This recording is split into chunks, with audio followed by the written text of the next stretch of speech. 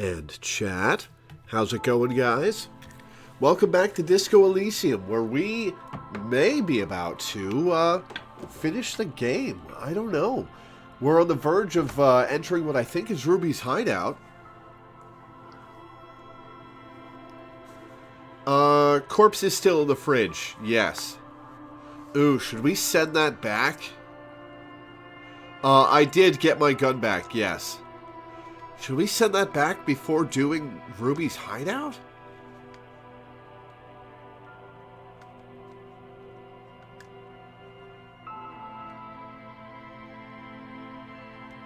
Should definitely send it back before doing Ruby's hideout. Okay.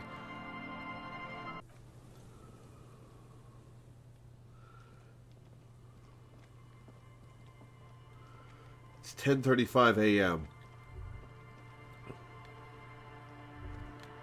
The light vanishes inside the concrete slit. The structure goes deep under the earth.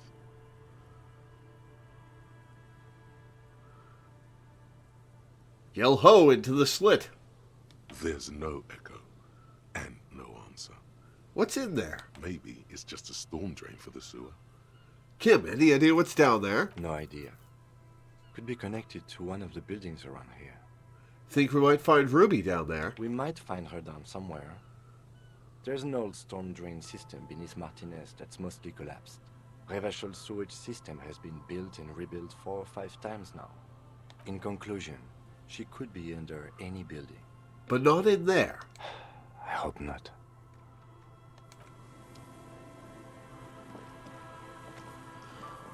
Alright, well...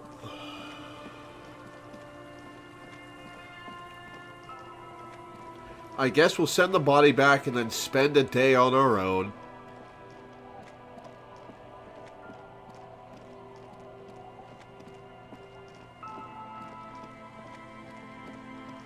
Oh, shoot. Did we talk to Kim to send the body back? Yes. Did we talk to the body? I think maybe we talked to the body to send the body back.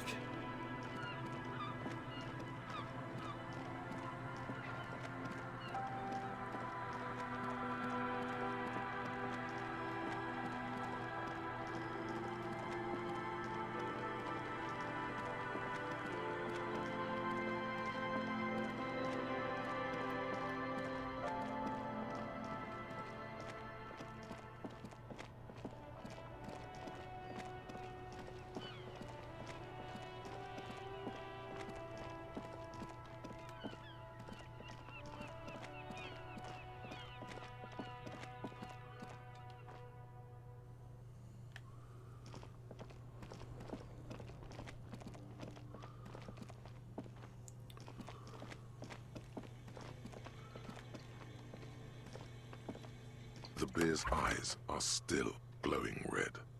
It's guarding over the freezing corpse hidden inside its belly. Let's bag him, Kim. Take him away. The lieutenant takes the body away. You work alone for the rest of the day. All right. He takes out a shiny black body bag and starts pulling the plastic over the dead man's face. There go those beautiful enamel boots. You will never own the full set now. May they rest in processing. I will need a little help carrying him. You take the hands, I'll take the legs. Bag the corpse and drag it to the motor carriage.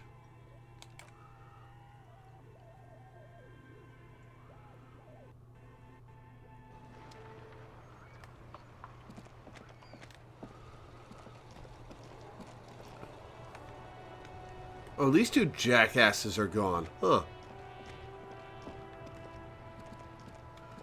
Alright, I guess we'll, talk to our lady friend.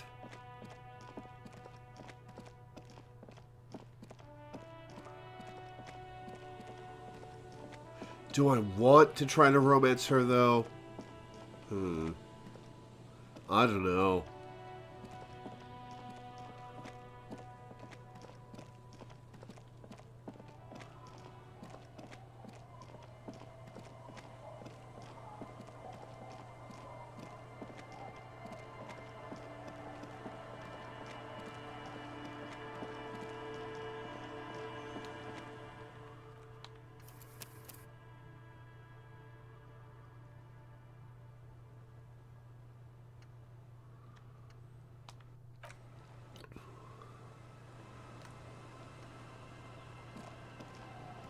Aye, the sea's gonna calm down soon. I can feel it. The wind is turning southeast. What's on your mind, officer? Right, I've got a suggestion penalty.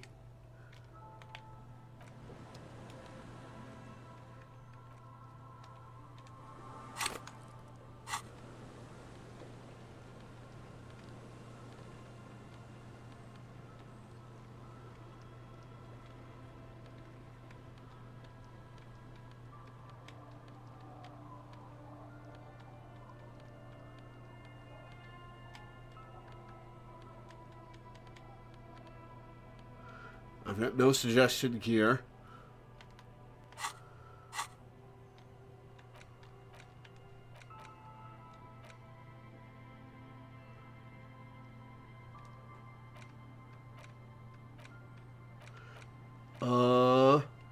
No, it's a completed thought, giving me a suggestion penalty. I guess I'll take it off.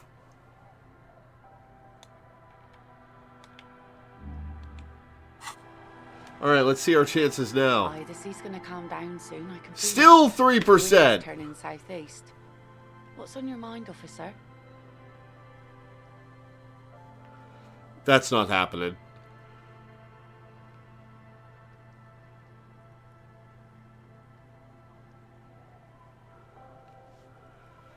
Oh, I should try, but I don't want to see how he embarrasses himself. Ugh.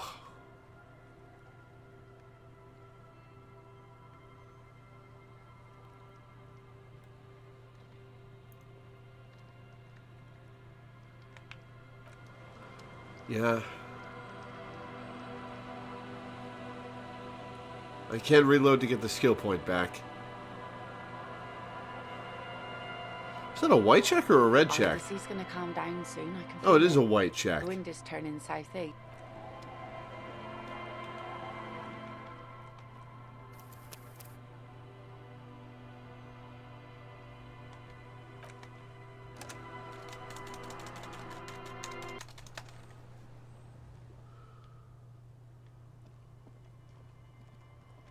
Maybe I just go to bed. And wait for Kim to get back. Am I able to go to bed at any point in the day?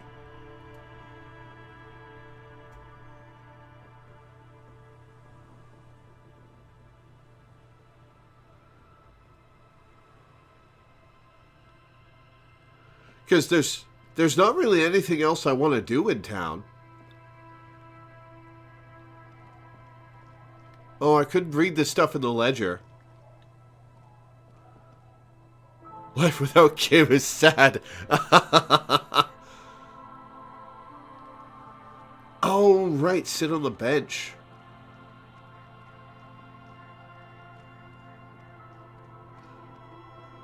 Can't get anything from the bookshop. I only have 7.3 real.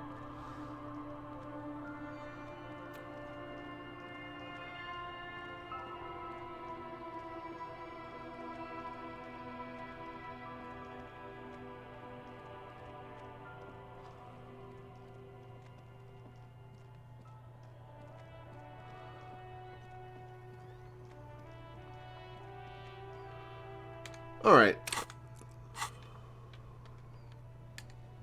It's the ledger you found in the trash. A cabbage of papers hanging from the board, with the permeables drawer inside. It's barely held together by a clip, then made complete by the faint smell of urinal cleaner. Huh, I wonder what would have happened if I passed out when Kim wasn't here. Arson, petty theft, spousal abuse. Handwritten logs on dozens of investigations date back to January 51. Stamped case files, commit to paper. These are your last couple of months in Revachol, Precinct 41, Jamrock Quarter. You don't exactly close them, so much as distance yourself from the smelly papers. They're a little further from your nose now. Alright, what Take case about files? half an hour to piece one together, using the system you've devised. Which one do you want? All right, let's experience the rest of the case files, and then we'll sit on the bench and wait for the end of the day. The Next World mural. This one is relatively easy to reconstruct. Overnight on 1202, a graffito, nay, a mural, appears on an 8-story tenement overlooking central Jamrock. The building is a sparsely inhabited ghost tower, part of a failed real estate development called Grand Couronne. Cause of failure, rent too high. That does make it fail. The mural is enormous. 2 silhouettes, a man and a woman, are kissing. The text cut into their form reads, "True love is possible only in the next world. For new people, it is too late for us. Wreak havoc on the middle class." That is not your enemy. It's the upper class, the upper crust that you should be focused on. People call it that thing and that fucking thing. It's visible for miles. In 2 days, the station's complaints desk gets clogged with requests to remove The bummer. You and your partner are assigned to the case. The graffito crew is easy to track down. Only the bell lecturers have the literage of industrial paint to cover the surface. One of the graffito artists is rumored to be rich. They take responsibility for the execution, but not the design. The ideologue of the Next World mural, as the crew calls it, remains an unknown. Wait, do I ever find out who came up with it? The case files do not show you finding the author of the design. Well, that sucks. Read on. The crew agrees to clean up after themselves. However, your partner, JV, is against the removal, citing public support for conservation. This leads to a debate in Precinct 41, which then spreads to the streets of Jamrock, ending in a rare plebiscite organized by you and the rest of Road 3. Plebiscite. I'm going to look that word up.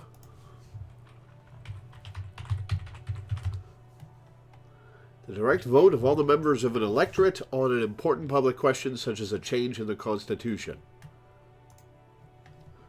Seems a little minor to be a plebiscite.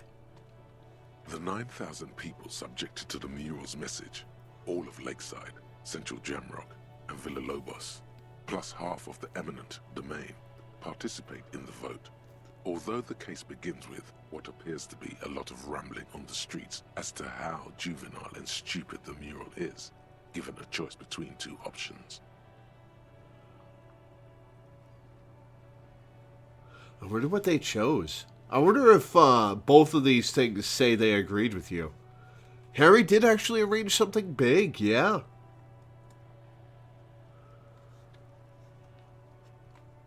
Remove the mural. It is wrong. We can find love in the current world. And the middle class is not the enemy.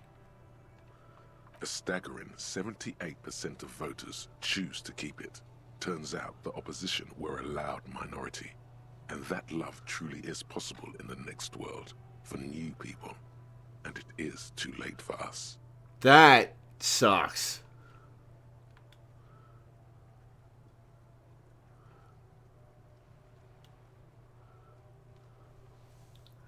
All that remains is to wreak havoc on the middle class. No, the middle class are not to be blamed. It's human nature. Don't really like that answer. I like it, but can't we wreak havoc on other nations instead? I'm not going to say that. I must have voted and possibly even lobbied to remove the thing because I don't believe in that rubbish one bit. See, it's the part about it being too late for us that I don't believe in.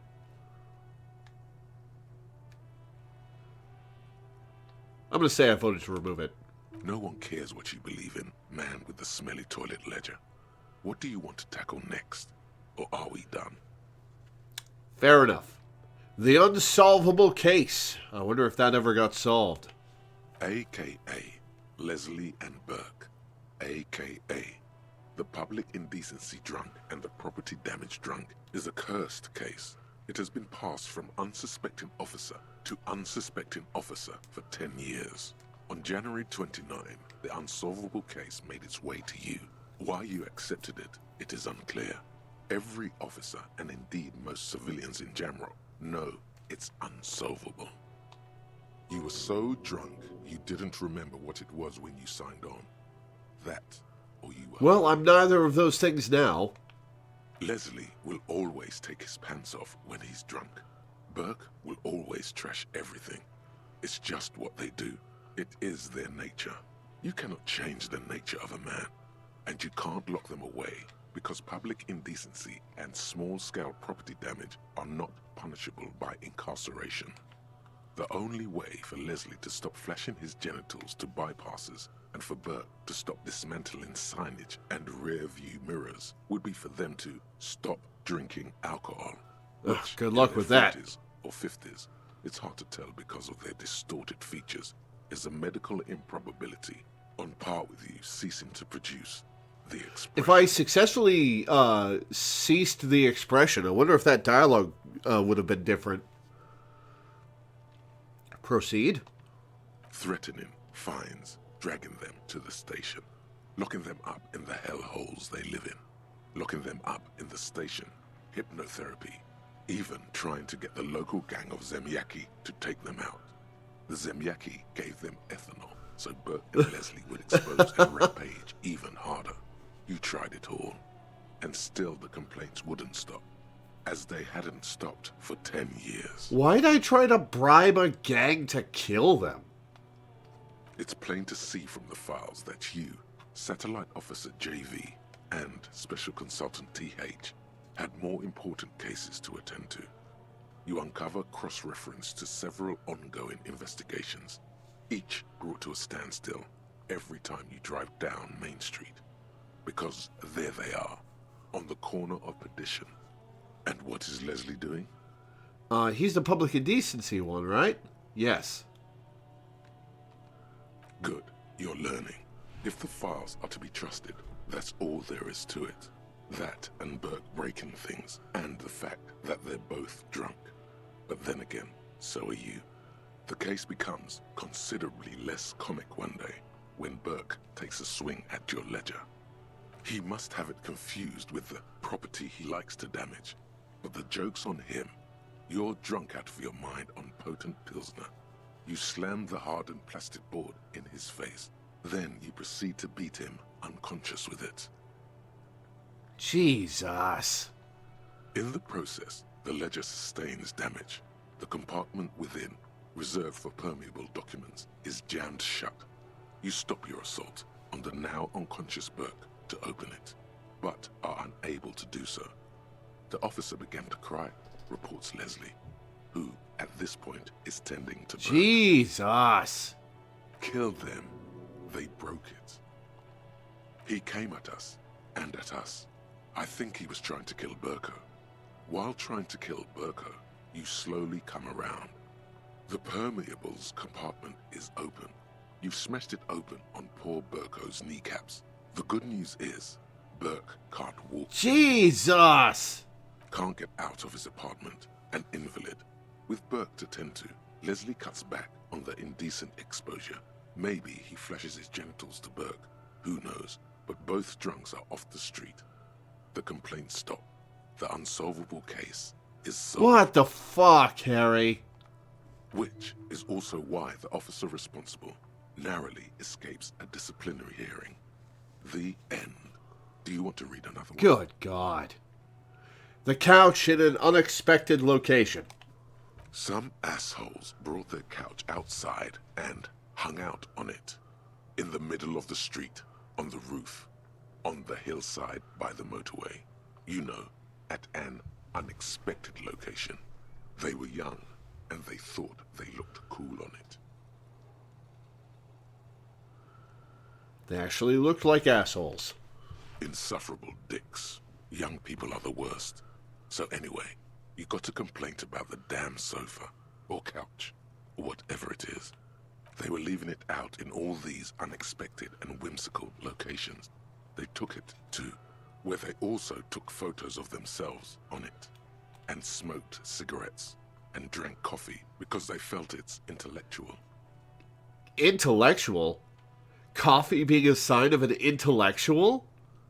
Cigarette butts, Coffee cups, stupid couch. You had to clean it all up. And you did. So congratulations to you. Case solved. Did I ever catch those guys? No, you didn't have time for that. These notes show that you have what is called a real goddamn job. You don't have time to be chasing down the couch assholes. You have a real job to do.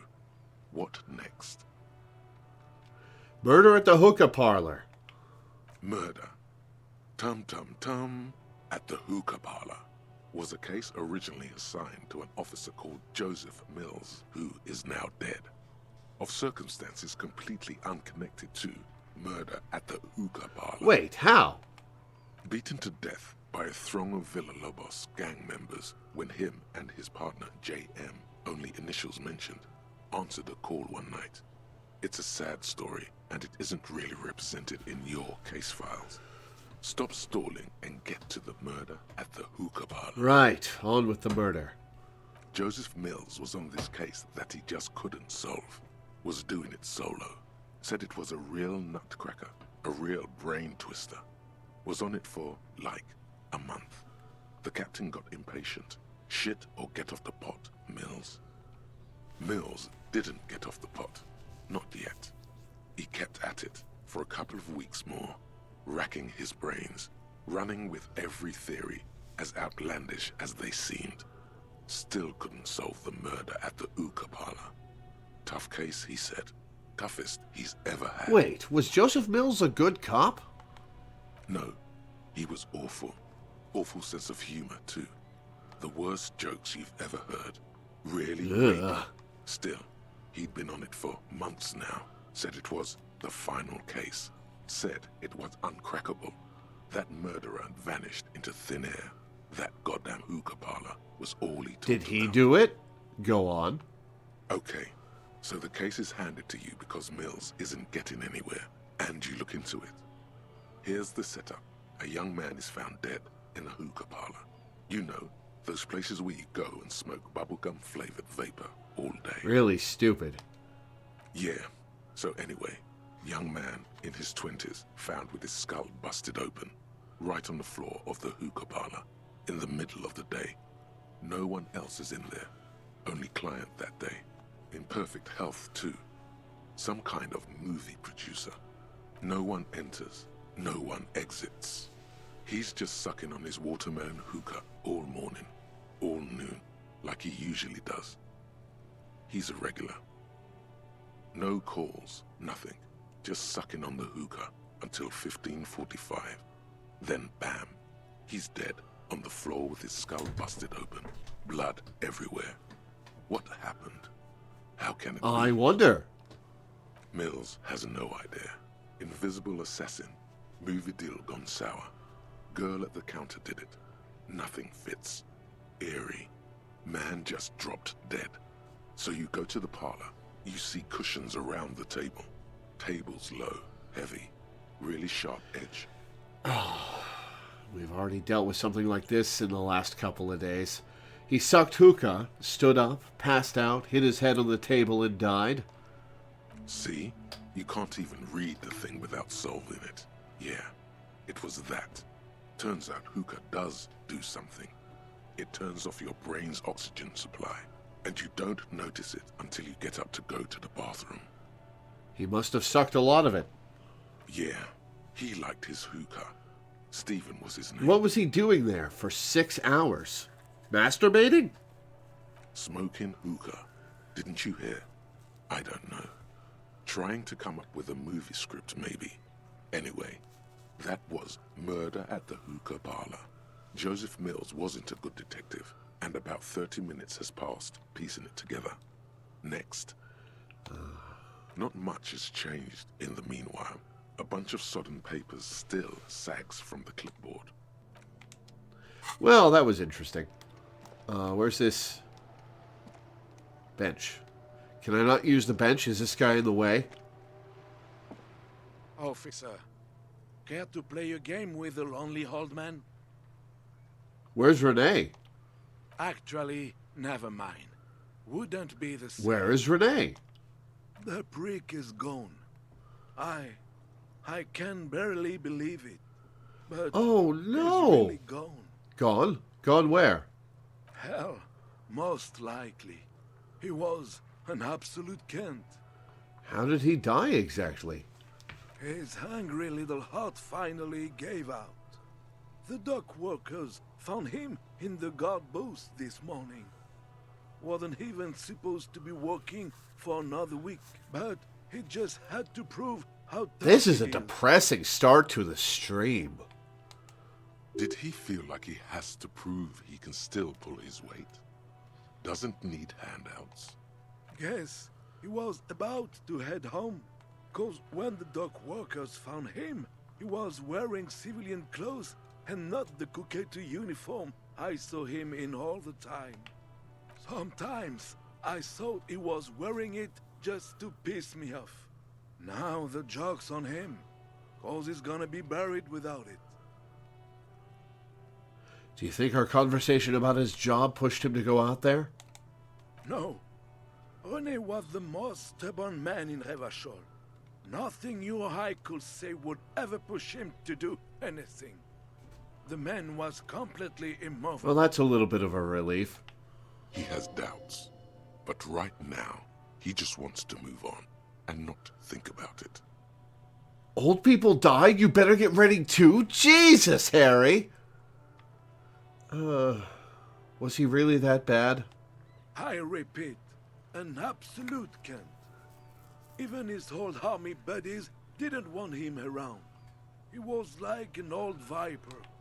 The only people who could stand to be around him were Jenny and me.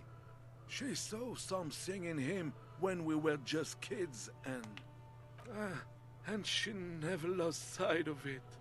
And I thought if the most beautiful being in the world can love him, then there must be something worth holding on to. He was in love with Renee's wife? Oh no. Did you love him? We've hated each other our entire lives. So much, in fact, that... He falls silent and looks at you, eyes filling up with tears. Oh, he doesn't know what to do without him. Yes, I loved that angry prick. He didn't deserve it, but I did.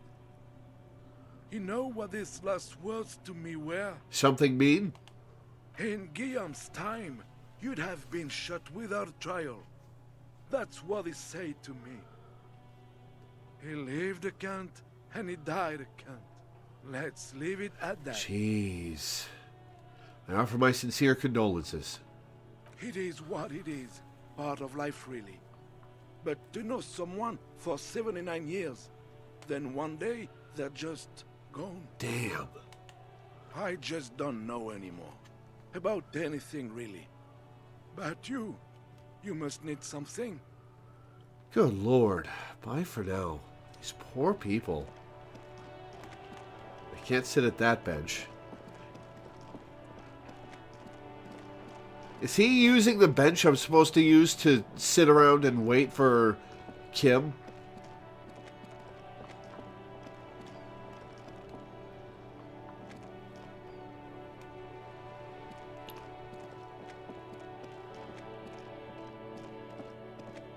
I guess I'll just have to go to my room.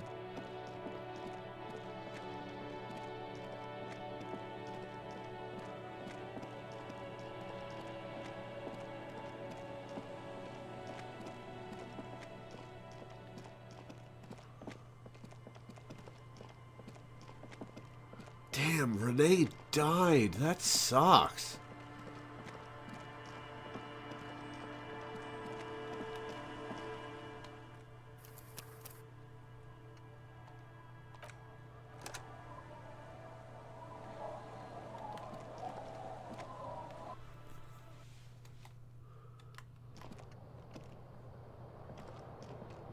The bed is comforting, if a bit run down. Still, you've earned a rest. No time to rest yet. Uh-oh. An old mirror hangs on the wall. You see the reflection of your face in it, adorned with The expression. I guess we'll put a point into electrochemistry to try to stop the expression. Also put on some electrochemistry gear.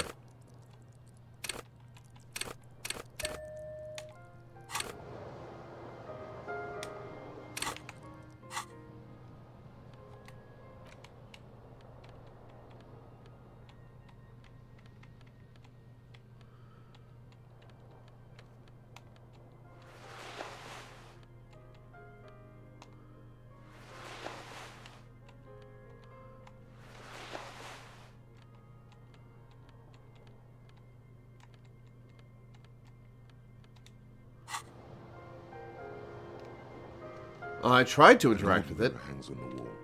You see the reflection of your face in it. Adorned with Failure. still not happening. It won't come off that.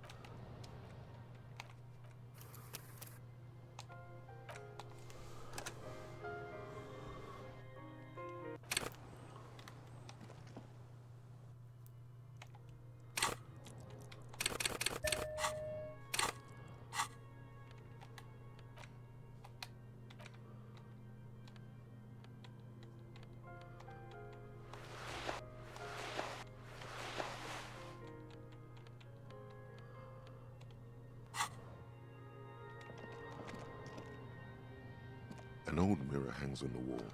You see the reflection of your Success! face like something Double snaps at sixes! you. A nerve ending. A thought. A sadness. Your face in the mirror is suddenly clean of the layer that had distorted it for God knows how long. Just like that, it's over. The running gag that your life had become. A sad old man looks back at you. Let the mirror be for now. And take off the electrochemistry gear.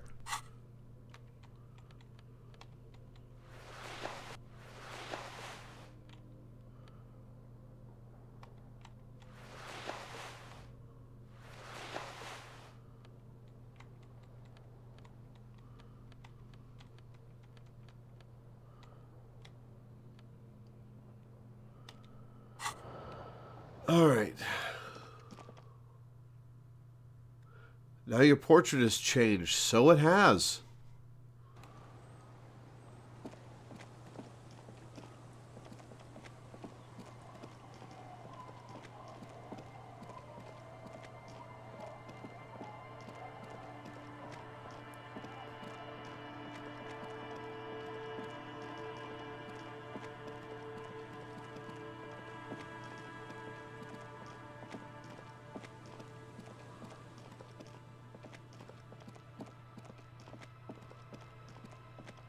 All right, let's see if he's gone.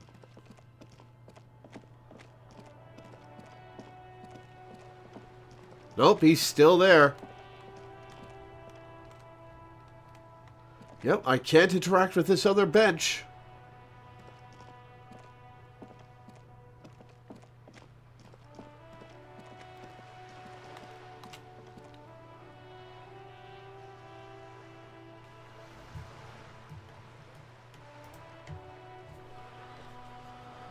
Shit, how am I gonna pass the time?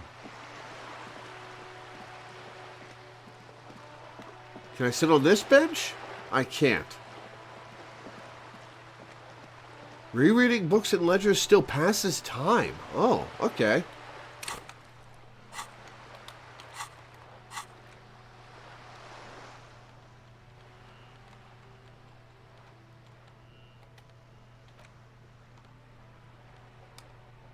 The Greatest Innocence. 1403. By Joao. Browsing through the book, you can do it. Your educational survey is done. Did you catch any of that? It seems rather unfair to try again. A pop quiz. Thanks for nothing. Dolores Day. Dolores. Incorrect. Her colors are... Steer clear of this one. There's something... A strange sensation... Ah, shit, that damaged my morale. When she left the Earth... Yes, the quiz is impersonal. Correct. Nothing. As the first Innocence, he declared that there should be more of those like him. Question 2. Easy. Everybody knows the answer to this. You? Correct. Franco Negro attempt. Question 3. Who was the false Innocence?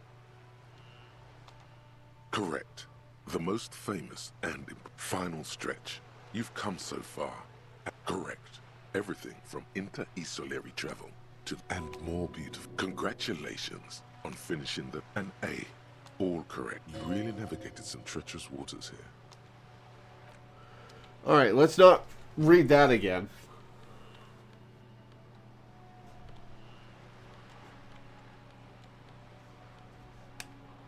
The man from Hyomdar stares out at you. Know the story by heart at this point.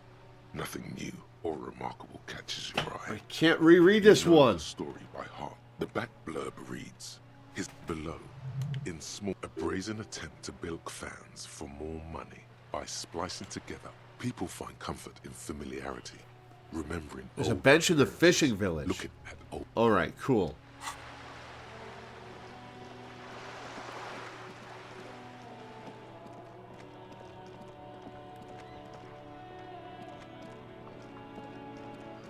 Oh, by the drunks.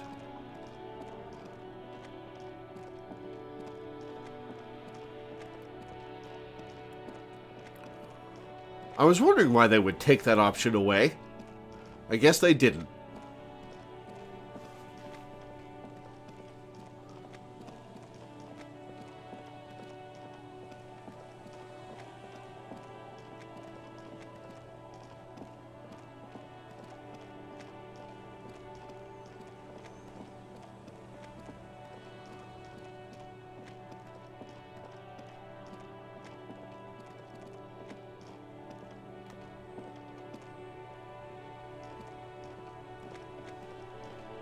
I guess I have to walk all the way around to get to that bench.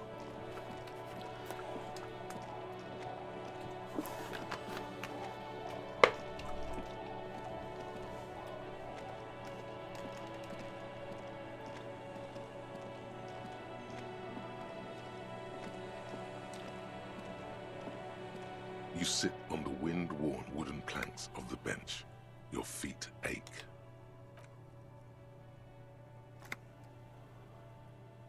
You finally stop picking your nose. Gross.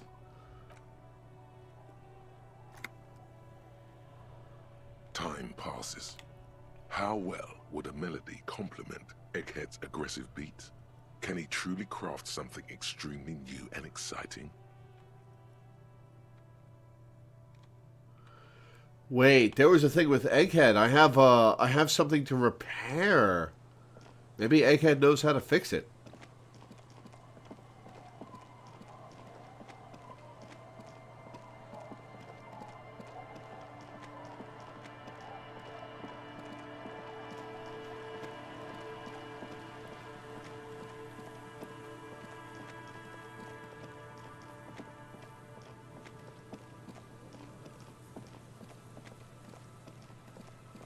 I am going the wrong way, I think. Yes.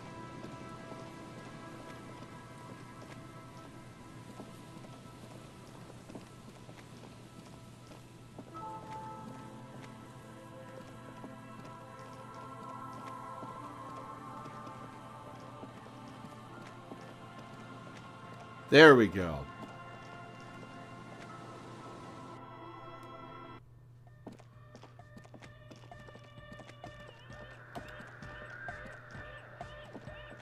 Good morning! Yeah!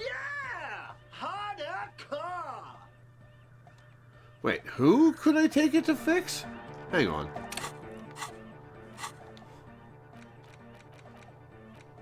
Repair the broken bundle of magnetic tape. Who do I take that to?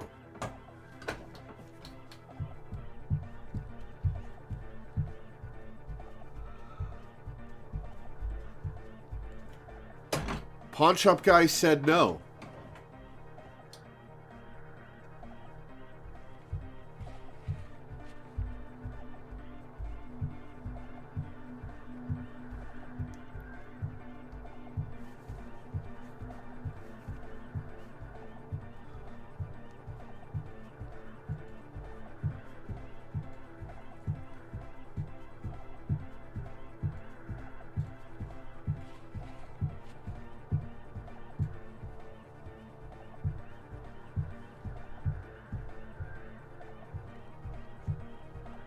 No, it wasn't a failed check, I don't think. I'll go talk to him again.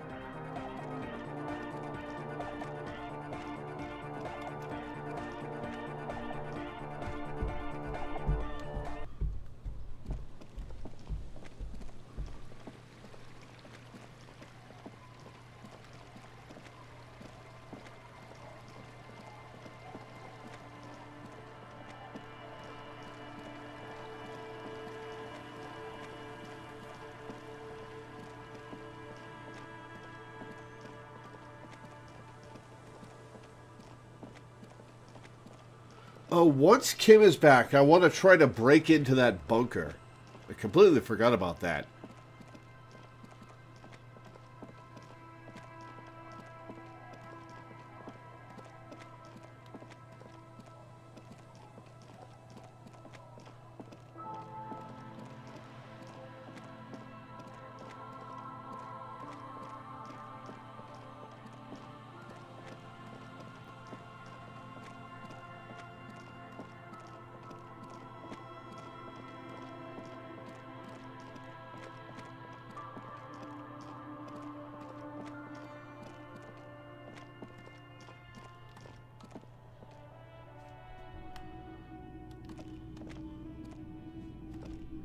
Hello, hello.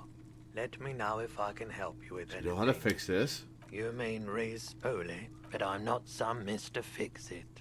I'm a pawn. Huh? What do you mean? Do you know that old church down the coast? Yes. What about It helps it? some young ravers turn this place into a nightclub. They play these weird beats there, which they call anodic music. Is it any good? The music, I mean. No, that's the thing. You can't believe how unbelievably thin the beat is. There's nothing to it. No bass. It just goes bzoot, bzoot, bzoot. But this tape could make it hardcore. Man, you're really invested in this. He looks at the bundle of tape in front of him. It shimmers under the shop's dazzling light show. Okay, I'll help you out. It's going to take a moment, though, so just sit back and relax. You take some time to look around the store. The play of visuals all around the pawn shop is mesmerizing. Suddenly, Roy turns back to you with a reel of tape in his hand and coughs. Well, thanks for the help. Yeah, my pleasure. I do what I can for true passion projects. Just try not to use this tape for negative photon emissions. Take responsibility. Okay.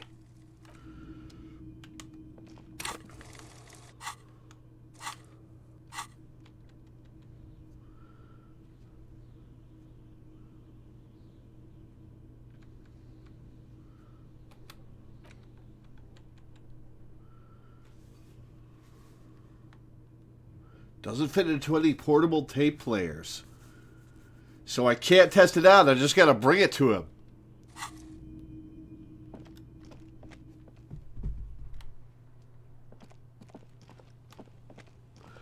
Alright, let's see what this is.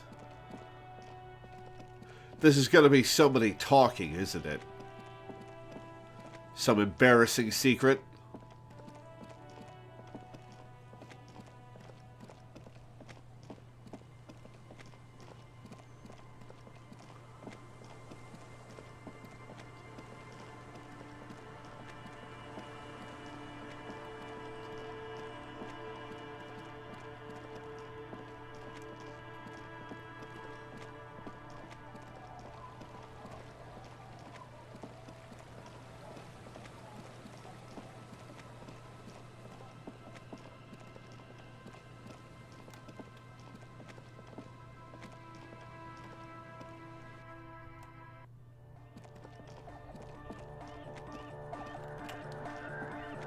Alright, moment of truth. Good morning!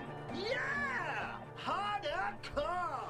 I found this reel of tape. Maybe you can use it to hard up Bake's jam. Give him the fixed Hawthorne tree tape.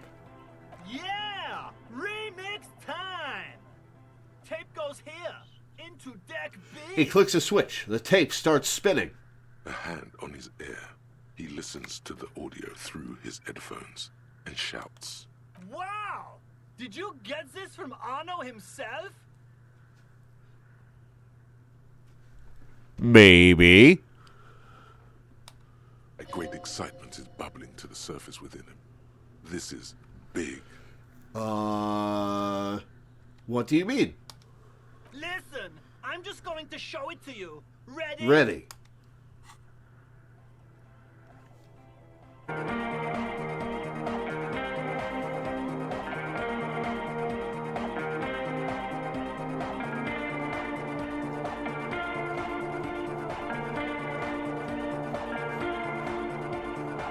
Wow, here's that. It's a science match perfectly. That does sound better. Now, if only we had the beat for the full assault, it would be unbelievably hyper. What is this? It's good. How did you guys do that? Do what? I just found a random tape and brought it to Egghead. He's just incredibly good at remixing. Yes, but what if Van Eyck based his remix on some forgotten local melody, like a folk song, and you just found the original piece that inspired him to create this jam? That would explain why it fits so well. That would be pretty cool. Nah, to me it sounds like classic Van Eyck. I don't think he needs any inspiration from folk songs. Maybe he lives in Martinez and just threw away part of his song because he thought it wasn't good enough. I think this probably gives you a bonus to the dance check if you haven't succeeded at it yet. Well, I succeeded at the dance check anyway, so whatever. I think it's just happenstance. Chaos in action. Contingencies of our limited existence. That and Egghead's fantastic talent. He nods to his friend behind the turntables. No, this is definitely part of the same song. Something cut from it. It fits too well. Something mysterious is going on here.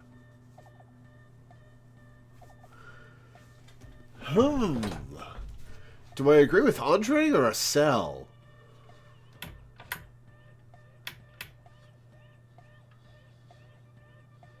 I'm going to go with Acel. Van Eyck must live around here. It's definitely his creation. Well, maybe not. I have to track something down. Yeah, we did the dance check last time, Eels. Sorry you missed it.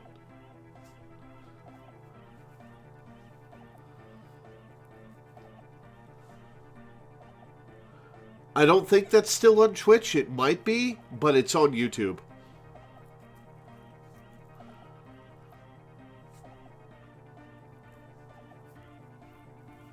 Is it a local folk song remixed, or does he live around here?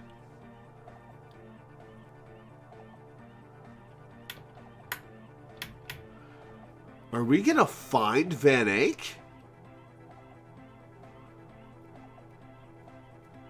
Interesting. Are we gonna find Van Eyck?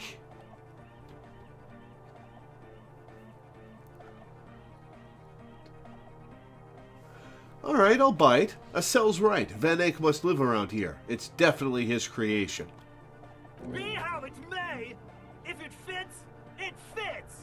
Bring up the volume. I got a thought. What about Here bass? comes a Do you have thought. any ideas for that? Andre looks back at you. Yeah, I remember. You said it needs more bass. I think you might know the answer. What if we used that crazy sound assault from Suda's experiment, but tamed it, made it pulse? But how? What about that compressor Andre was setting up to achieve some sort of parallel process? Is this how music works? I don't know if this is how music works. Don't be too hard on yourself if you don't figure it out. I think the jam's already pretty ultra. But it could be hyper hardcore. Ooh.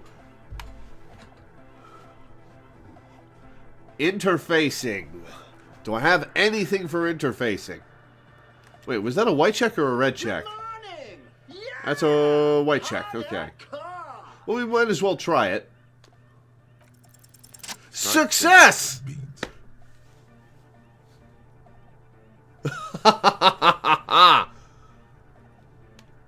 Listen, you can use the compressor to select between which track it's compressing, either the auxiliary signal or the main input from the tape. make it alternate between the signals. The compressor controls the game based on the level of the signal on the aux side chain input. It will allow maintaining a loud sound without peaks that fill up all the headspace. Okay. Egg, you need to start sidechaining it. Explain the concept to him. Sidechaining it, you said? He turns down the music, his hands moving deftly across the mixer, setting up the necessary controls. Then he puts on his headphones and his eyes go wide, wider than they've ever gone on drugs. He starts jumping up and down with bliss, in total silence, still listening to his headphones. Hey, what did you do to Egghead, Cop Man? Did you break him? Just wait and see. Are you ready, posse? Noid straightens his back, ready for the beat. I was born ready. Give him a thumbs up. Let's hear it.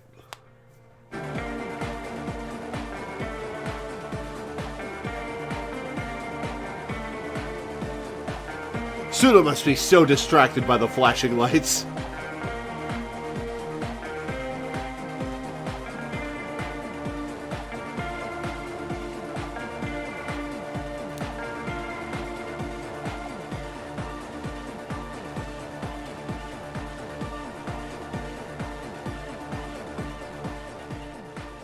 The audio assault is glorious. The speed freak dances on the stage, intensely waving his hand in the air. This is beauty! This is life! What in the world is going on? The way melody and bass flow together, it's unnatural. You're welcome. Your body is taking a beating from the low frequencies crashing over you. It's making you feel alive again. We have tamed the sound, made it our own. God damn it! This dance club idea might just work out. DeLorean Church! The place to be! Pump it! Pump it! Who will be the innocence of hardcore melodic dance music? These guys are my favorite part of the game. Like, these idiots. Plus Suna. Plus Acel. They've just got so much character. Well, I don't know. Maybe my favorite part of the game... Okay, my favorite part of the game is the world building around the Pale. My second favorite part of the game is actually probably the boss fight with Titus Hardy. Because I've never seen a dialogue boss fight before. At least not that kind of dialogue boss fight. I think that might be the first boss fight of its kind I've ever seen, because that was definitely a boss fight. I think that's my second favorite part of the game. But my third favorite part of the game... Well, no. Yeah, my third favorite part of the game... Should I fold the church stuff into the world building around the Pale, which is my favorite part of the game? Yeah, I think the stuff about the Pale is my favorite part of the game. The Titus Hardy boss fight is my second favorite, and this group of weirdos is my third favorite part of the game.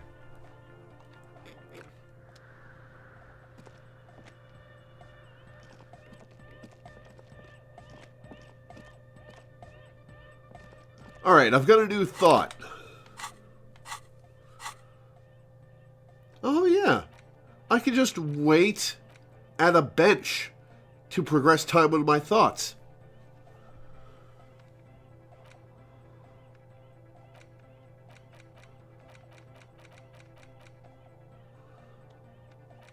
Arno van Eyck. Temporary research bonus +1 interfacing.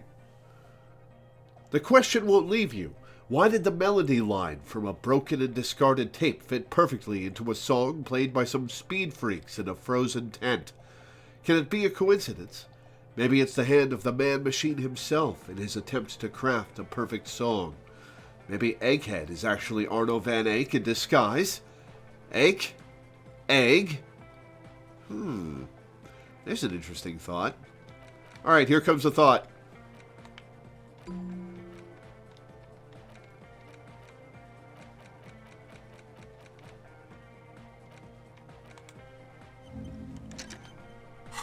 Alright, let's go sit on a bench for a couple of hours. Oh yeah, Kim kind of faded into the background as like a constant undertone of great character. So maybe he's higher on the list than the Titus Hardy boss fight.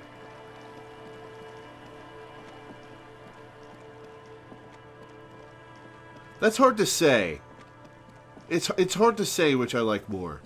The stuff I like about this game I really like.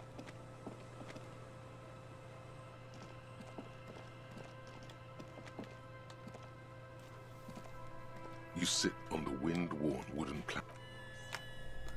Break through a minute. Arno Van Eyck. Time passes. The bright sun blazing overhead is making it difficult to concentrate on deep thoughts.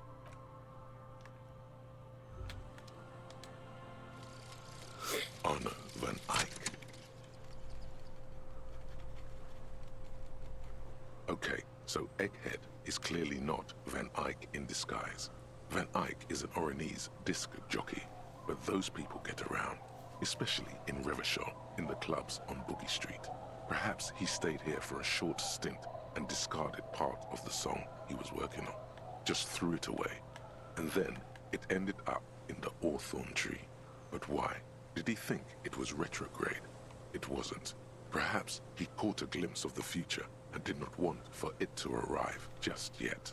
Perhaps the city whispered the top line to him, and he was frightened by it. Okay. Odd conclusion. All Motorix white checks unlocked. Reveals Arno Van Eyck gig posters in the world. Huh. I guess we could forget that and start thinking about something else?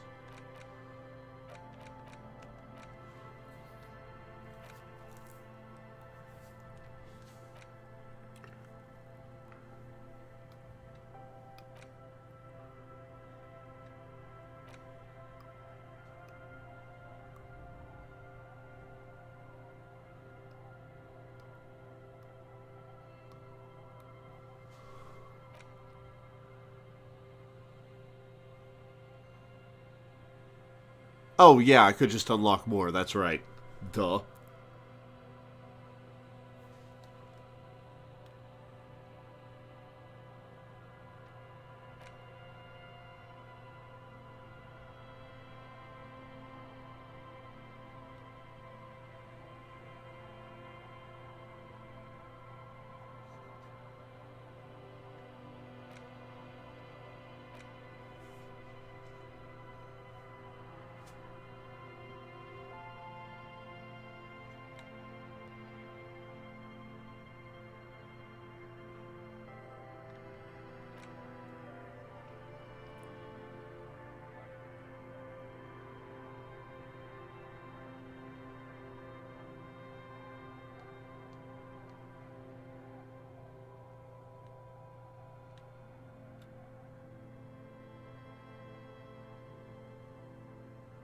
Oh, I should think about the motorway south.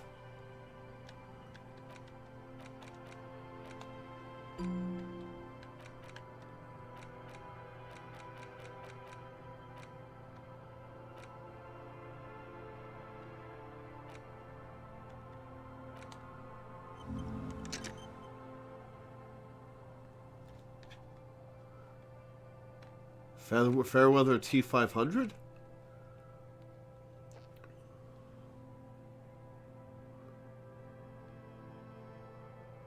Oh, maybe the Fairweather T500 would let me wear the armor?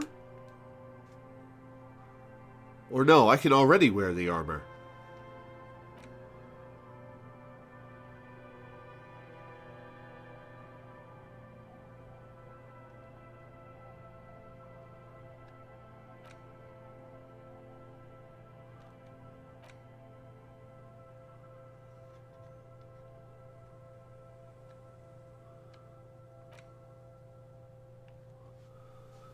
Well, I can always think about the Fairweather with my last thought slot.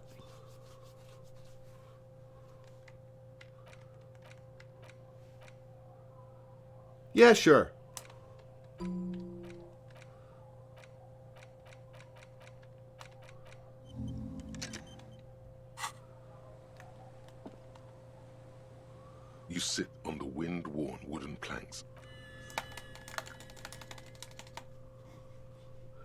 This case is unsolvable. You should just give up right now and apologize to the whole town. No.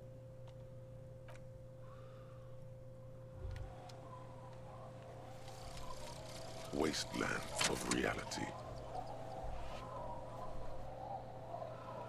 Congrats, you're sober. It will take a while for your body to remember how to metabolize anything that isn't sugar from alcohol.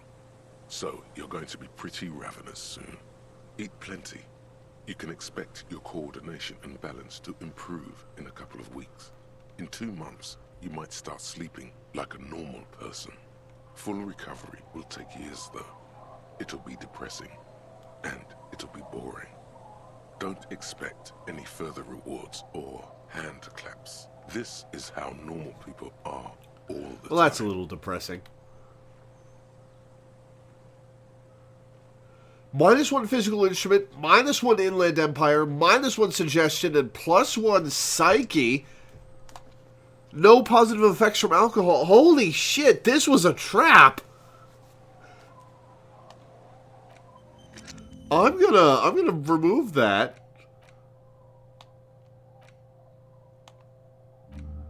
Holy shit. I guess I'll think about something else.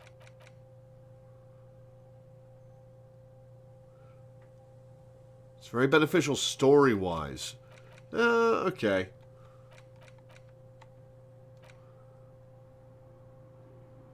+1 Psyche undoes the other purple penalties. Oh, right. Psyche is an overclass. Oh.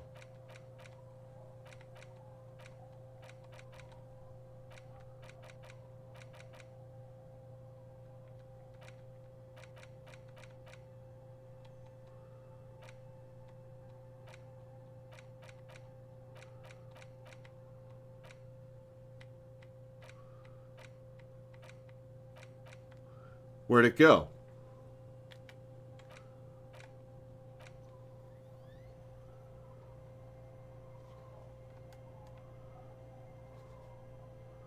Did I lose it forever? I guess I'll load my last save. Which was like half an hour ago.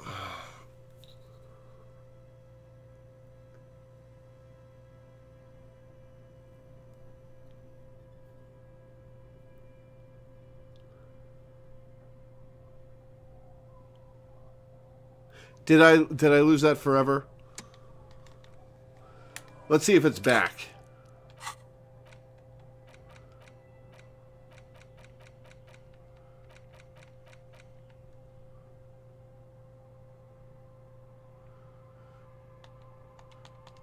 I lost it forever. Alright, I guess we're doing the last half hour of video game over.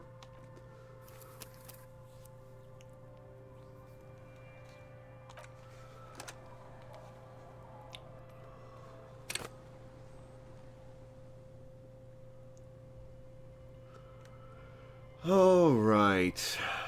I guess we go to the church.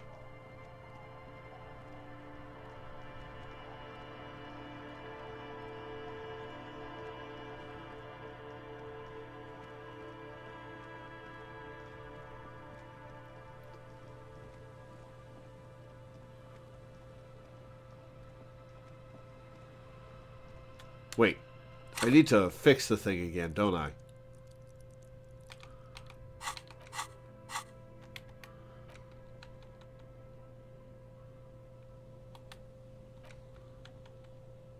Yep, I need to go fix it again. God damn it.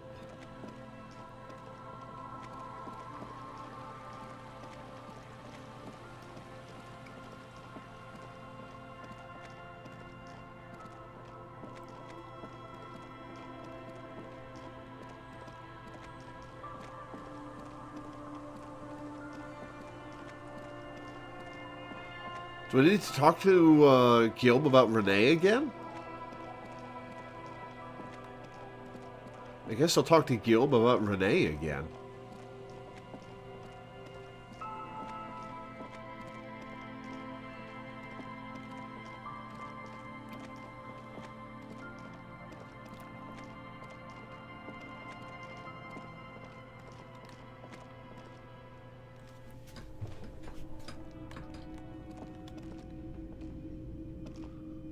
Hello, hello. Let me know if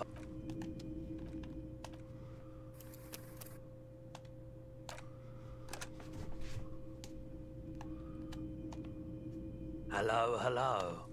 You mean Reese Pooley? But I'm not some Mr. Fix-It, huh? Yes. Is it any good? The music, man, you're real. Okay, I'll help you out. You take some time to look around the store. Yeah, my pleasure. Yes, I'll do what I...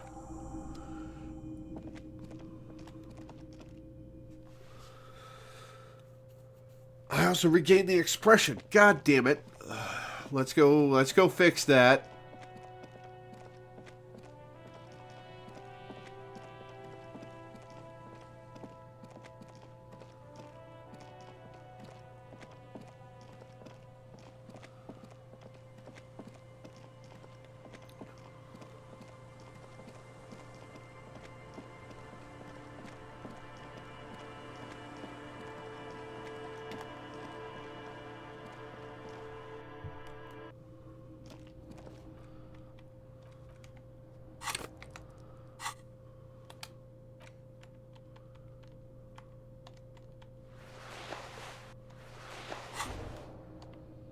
The pockets of these new jeans are perfect for sticking your hand into.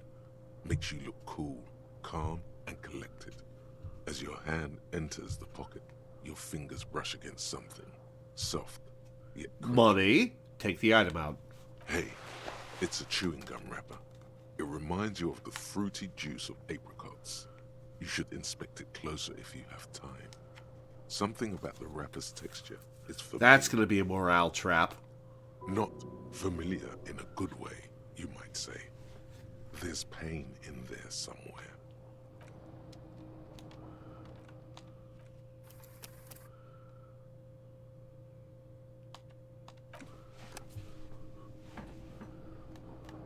All right, let's rid ourselves An old of the mirror hangs on expression. the wall. You see the reflection of your I need face. to put a point into electrochemistry.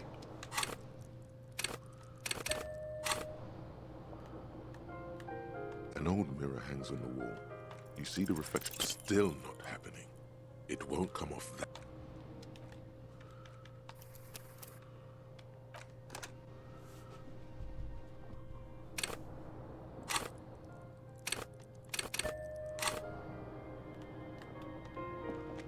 An old mirror hangs on the wall. Still not happening.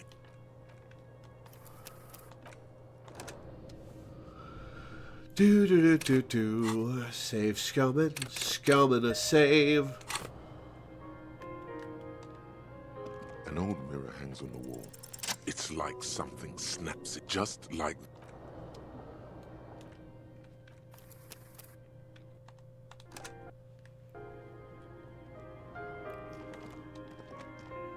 All right, to the church.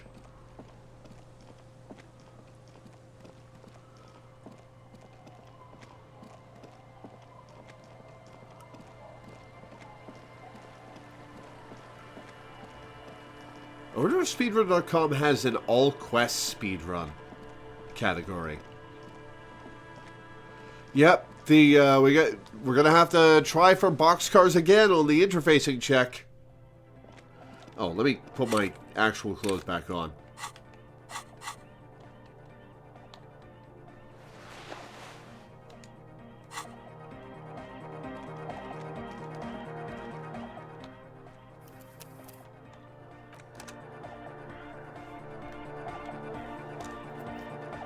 Good morning!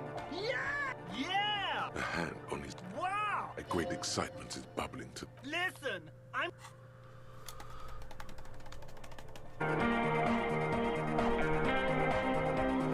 But a number of them are mutually exclusive? Oh, fair enough. Right, yeah, I can see that. Wow! Here's... Now, if only we had... What is this? It's good. How did you guys do that? Yes, but what if Van Eyck based his remix on... Nah, to me it sounds like... I think it's just happened. No. There's something mysterious is going on here. Be how it may! If it fits... What about the bass? Yeah, I remember. I think you might know the answer. What about that compressor? Don't be too hard on yourself. But it could be hyper. Alright, we're gonna save and try this over and over. We've got a 1 in 33 chance. Good morning. Yeah. Harder. Bzz, bzz, bzz, goes the track in the background. Van Eyck thought gives you plus interfacing research bonus. Ooh. True.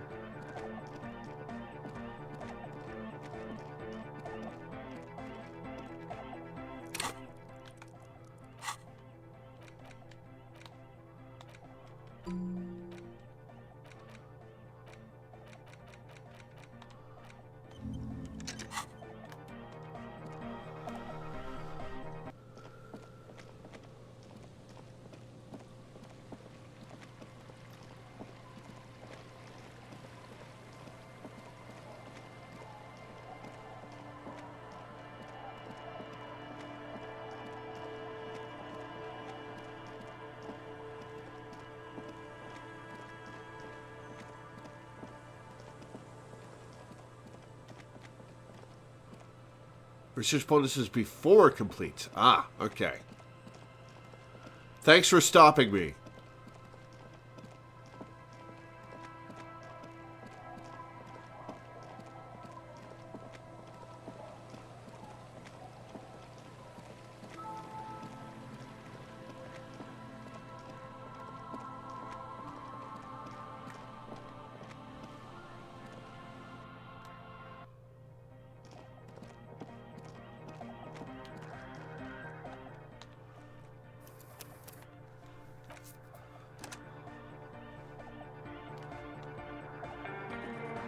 Good morning. Yeah. 8%. Harder. Car. Bzz, bzz.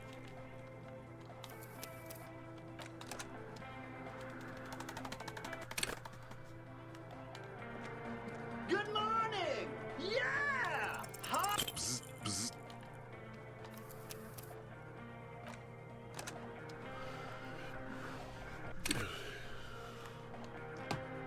Good morning. Yeah. Hard. Bzz, bzz.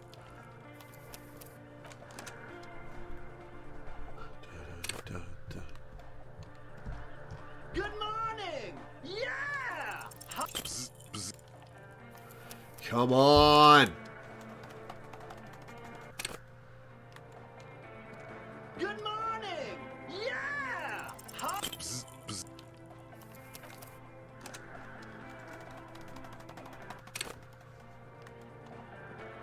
Good morning. Yeah. Hard. Bzz, bzz. This is punishment for the boxcars earlier.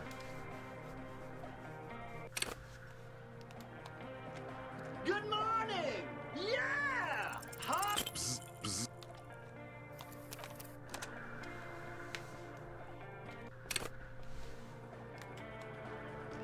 Good morning. Yeah. Hard. Bzz, bzz.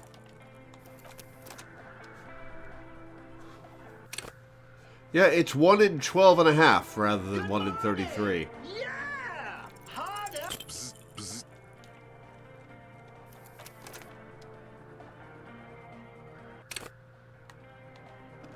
Good morning. Yeah. Bzz, bzz.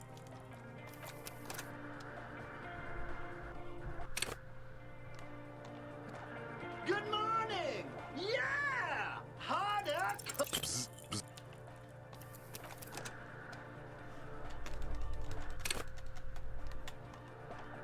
Good morning. Yeah. Bzz, bzz.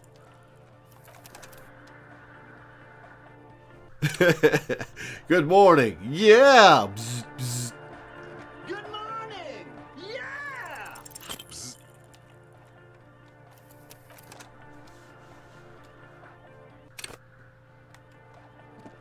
Good morning.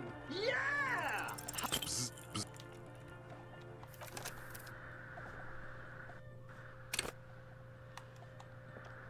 Good morning. Yeah. Side chain. There we go. The compressor control. Sidechain. Then he put Hey, what did you do to Egghead, Cop Man? Did you break him? Are you ready? Noid. I was born.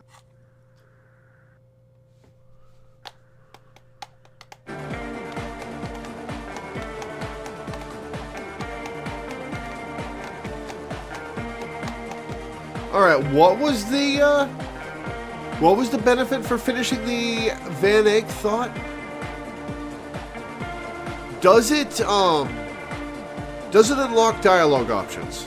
The Van Eyck thought. Because if so, I'll come back here and talk to these guys again. The audio assault is glorious.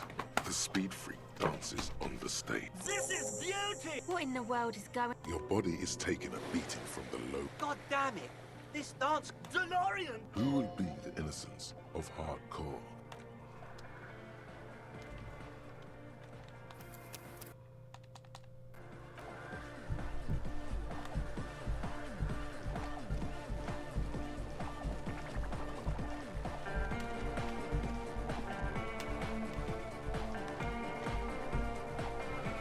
Da-da-da-da.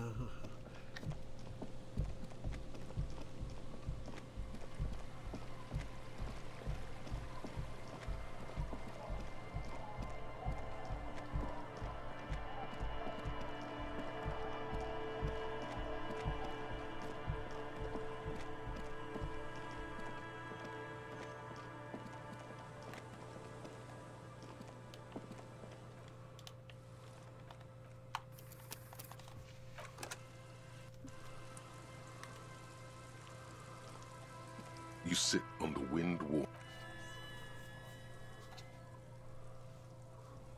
You finally stop picking your... Arno van Eyck. Okay, so Egghead. Right, is clearly Motorix not Van Eyck. reveals Arno van Eyck Van gig Eyck is posters in the Orly's world. disc jockey, but those people Oh, get those are around, probably green especially bubbles in for Rivershore the green and bubble clubs bonuses, on Wall huh? Street.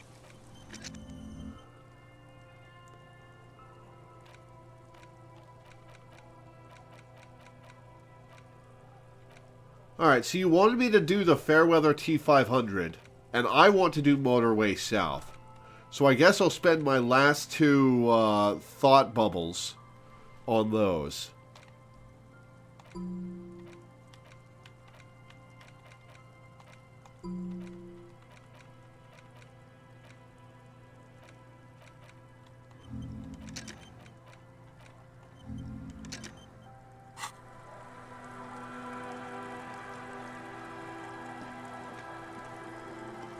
Let's go back to the church and see if the Van Eyck thought engenders any new dialogue bits.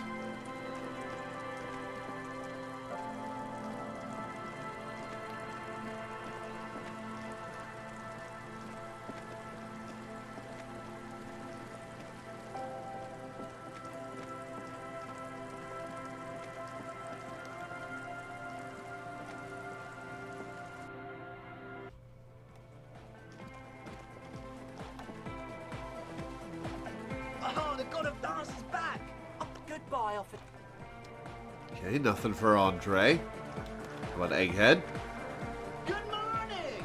Yeah! Hardcore! I thought about the discarded melody and came to the conclusion that Van Eyck has lived around here. J'adore! God is close by, but maybe he doesn't have good enough ears. Let me turn it up so we can lure him here. Good talk, Egghead.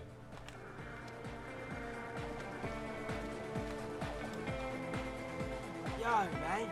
What's on your mind?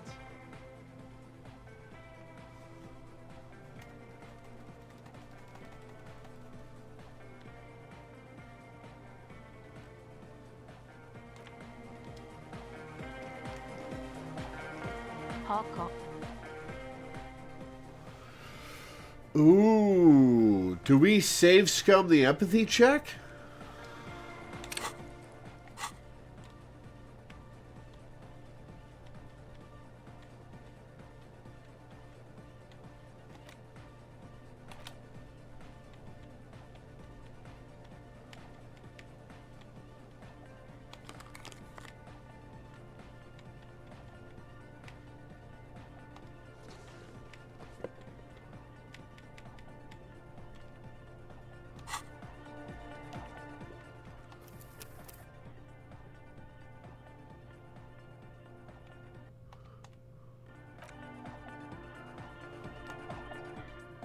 hard cop.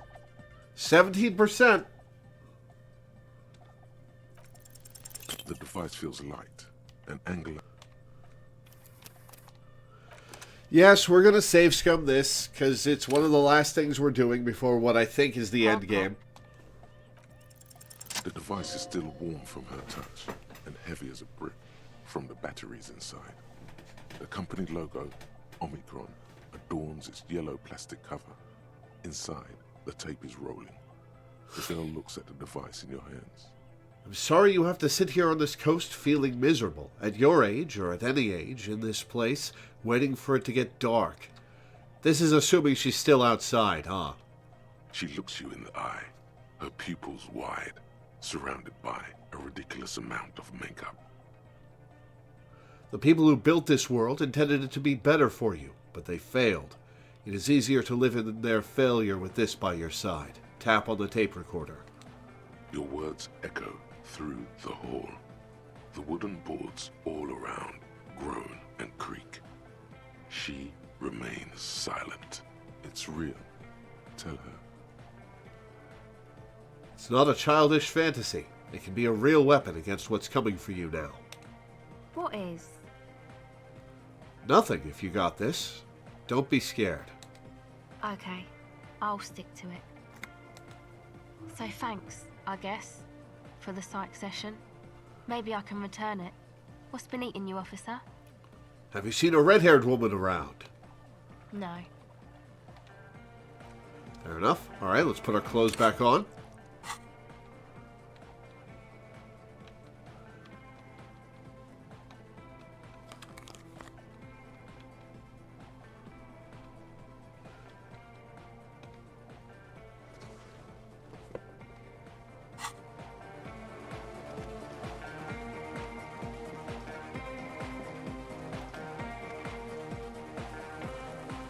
All right. Was there anything else I wanted to do?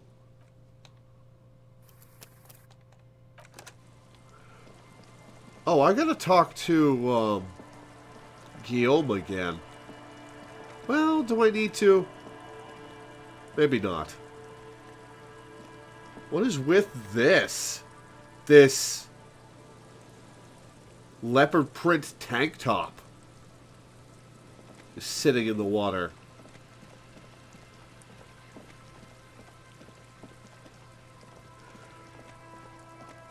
Alright, let's sit and think about stuff. Did you ever get those thoughts back? I did. I did equip them.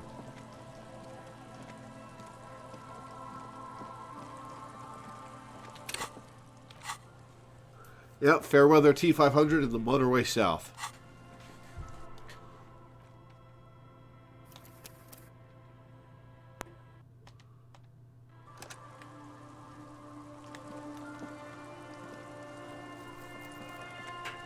You sit on the wind. Time passes. You wonder, if it could rain so much that it drowns all of Martinez, then everyone would have to go on about their day in diving suits. Time passes. You wonder, if it could rain so much that it drowns all Opening of the bunker a Martinez, physical then instrument everyone check? would have to go on about their Forgot which day skill. in diving I suits. think so. Getting sober is minus phys instrument. Ooh, okay. We'll get to the verge of getting sober then. Okay, question. I want to open the bunker. But unless it shortcuts the plot. Does it shortcut the plot?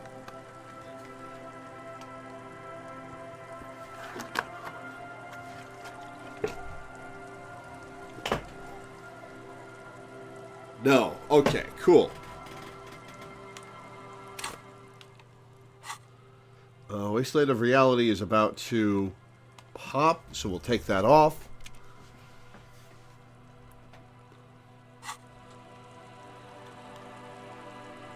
You sit on the wind-worn wooden... This case is unsolvable.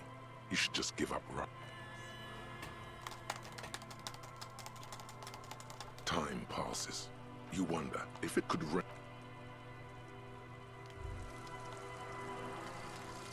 Fairweather T500. Remember that weakness you were looking for in the ceramic armor? Like, maybe it can only stop small, fast projectiles, but a large, slow-moving pry bar would shatter it? Or, if I run an electrical current through it, maybe it will melt. Or, personal favorite, frequency something something radio weapon? None of that would work. You need to shoot the part of the enemy that doesn't have Fairweather T500 on it, because the armor itself is invulnerable. Good news is, so are the armor pieces on you. Awesome. +2 hand-eye coordination against enemies in FT500 armor. Oh, that bodes ill.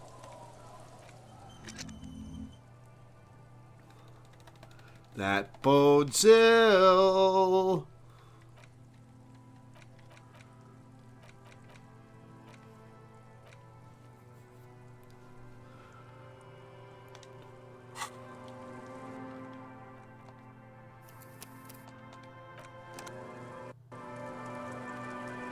You sit on the wind wall.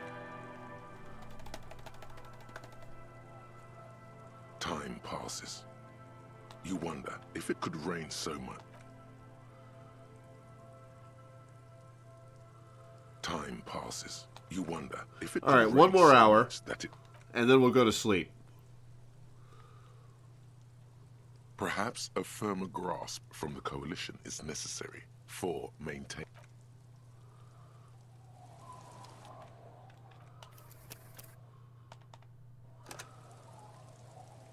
All right, let's get to the bedroom.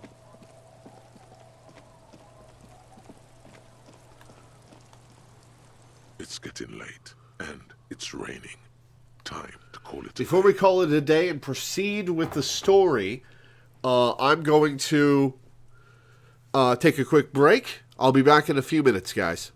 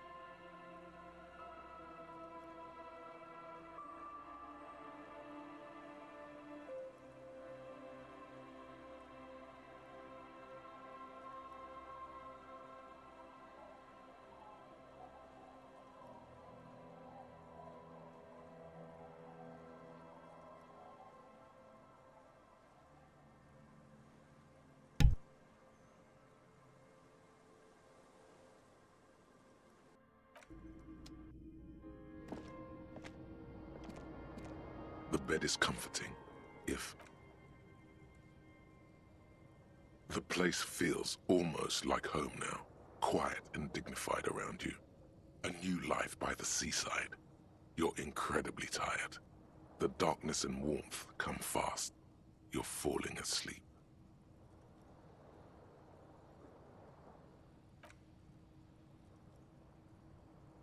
It's easier this time. Drifting off, your head has found a comfortable indent in the pillow. Your legs and your torso feel like lead weights sinking to the bottom of the sea. Until there's suddenly light. This respite. You've earned it, brother. Bask in the darkness. Let it swallow you up and swivel you around while you forget everything you've managed to remember. No, this is the one before that. We'll just keep cycling it for you if you don't mind. As long as we can.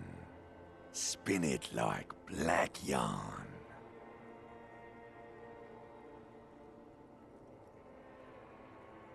Enjoy it while it lasts.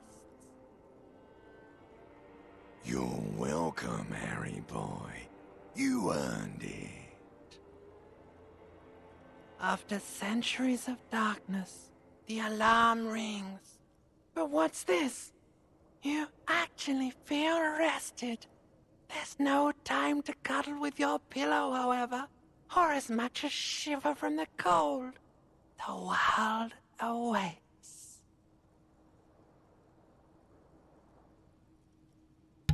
My mic wasn't on. Whoops. Whoops. Thanks for pointing that out, Jessen.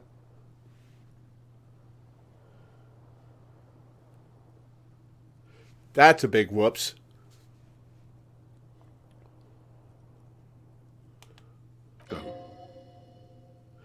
I was saying that I wonder if I'm coming up on the game's event time limit.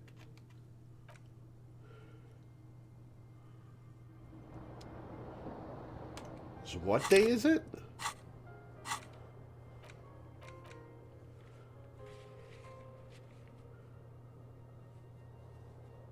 Because today is Friday, coming up on the weekend. All right, Kim. Let's go break into a bunker.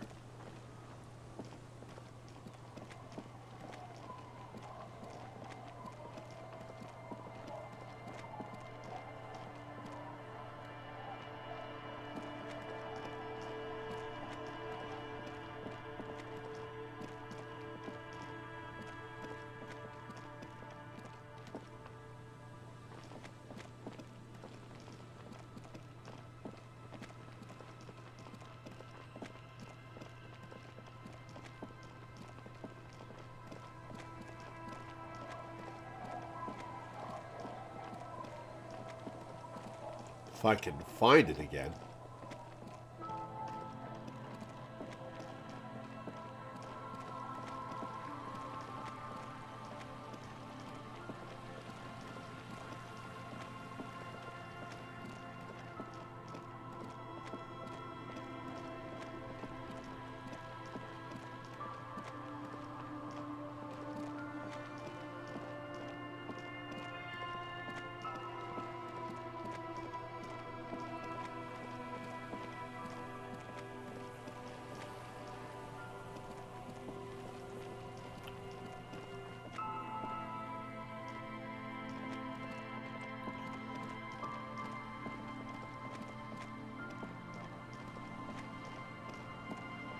Oh, where is the damn thing?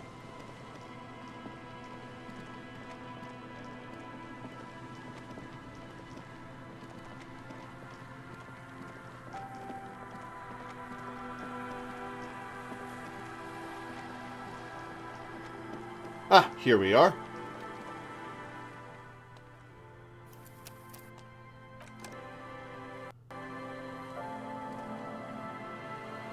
Alright.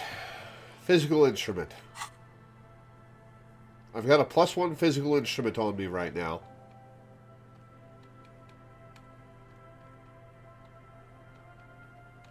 Do I have any other physical instrument gear?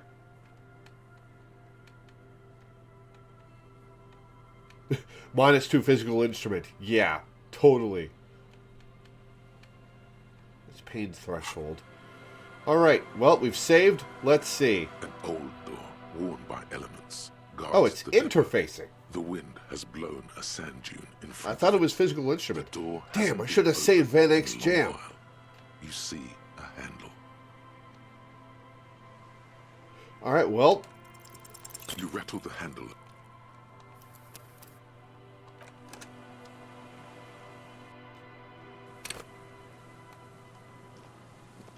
An old door, worn by elements. You rattle the handle a bit, then push on the door with all your weight. It does not budge. Not only is it locked, it's also jammed shut. Huh, the door's shut tight. How can we get in there? We don't get in there. What do you mean? We get into, like, everywhere. Frankly, you're just going to have to accept the fact that you can't get in through every single door. No. We've gotten into every door thus far. That's what we do. We open doors. We're cops. That's our perk. Even Everard knew that's a part of our MO. I'm not going to accept this. The door could be part of the investigation. Relax. No one's hiding in there. If we can't open it, others can't either. And thus they can't get in. He looks at the door with a rueful smile. At least you can think about opening it. About doors in general. They are, after all, fundamental to your life. Perhaps something useful would come from this. Walk away. And load.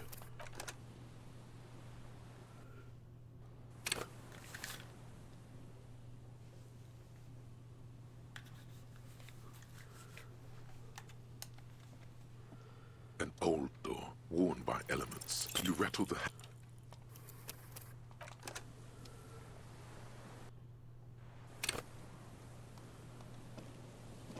An old door, worn by elements. You rattle the...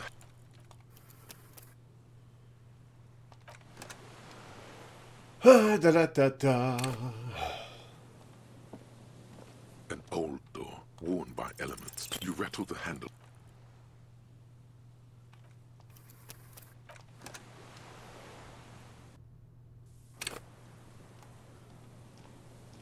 An old door, worn by elements. You rattle the hand.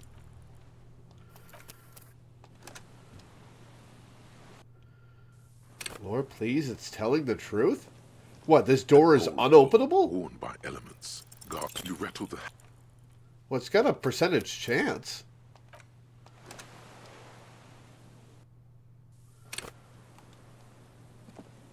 An old door, worn by elements. God, you rattle the handle a bit, then push on the door with all your weight. Oh, It this does is not literally budge. Not unopenable. only is it locked, it's also jammed shut. Why does it give us a check then? I guess that's why it's a red check. We don't... Frankly... No. We've got to... Relax. At least you can think about... Thought gained one more door. Oh, it gave me a thought.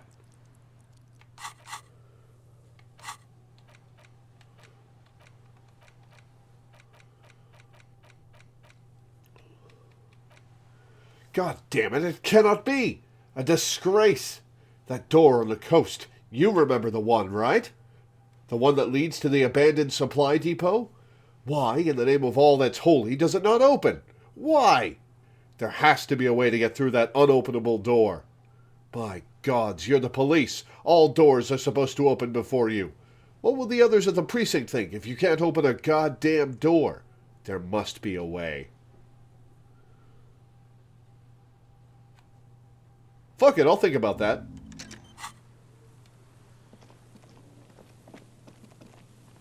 Oh, no, I wanted to think about... Wasteland of Reality.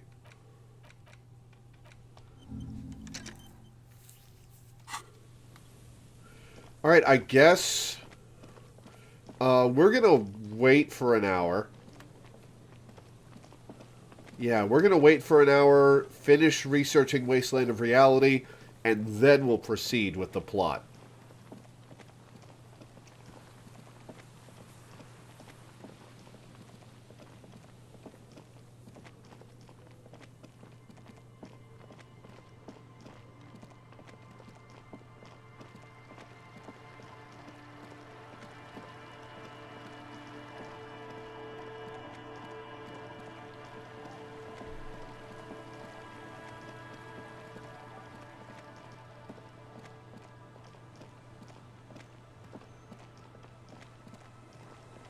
Getting sober or opening doors. Pick one. We've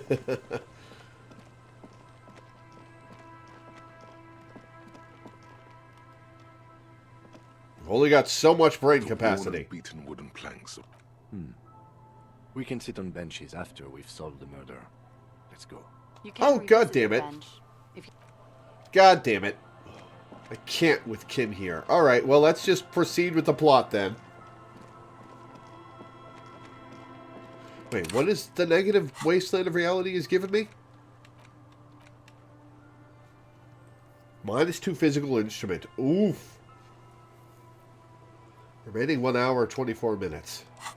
Oh, I should have waited 1 more hour the previous day. God damn it. Oh, well. Ooh, what is this? 1.15 real.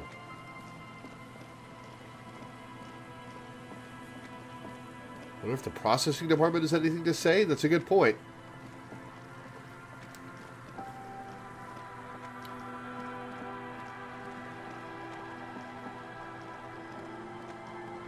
Probably complained that we left him strung up for so long.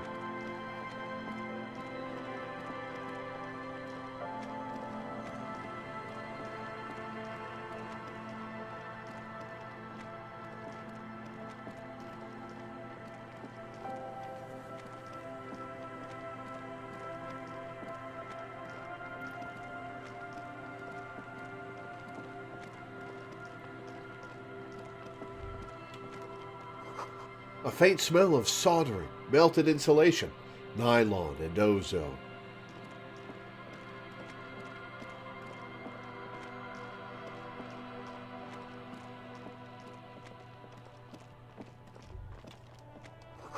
The low rumble of a bass beat. Your heart repeats it. Ooh, that's poetic. That's poetic. I like that. Inside, you see a set of steering levers, a radio microphone. This is Precinct 57. How may I assist you? Just a moment, officer. 10-4, come in, officer. Over. Okay. Roger that. 10-10, over and out. This is Precinct 57. How may I assist you? Okay. I guess I can't talk to processing about it. In the cabin, you see a set.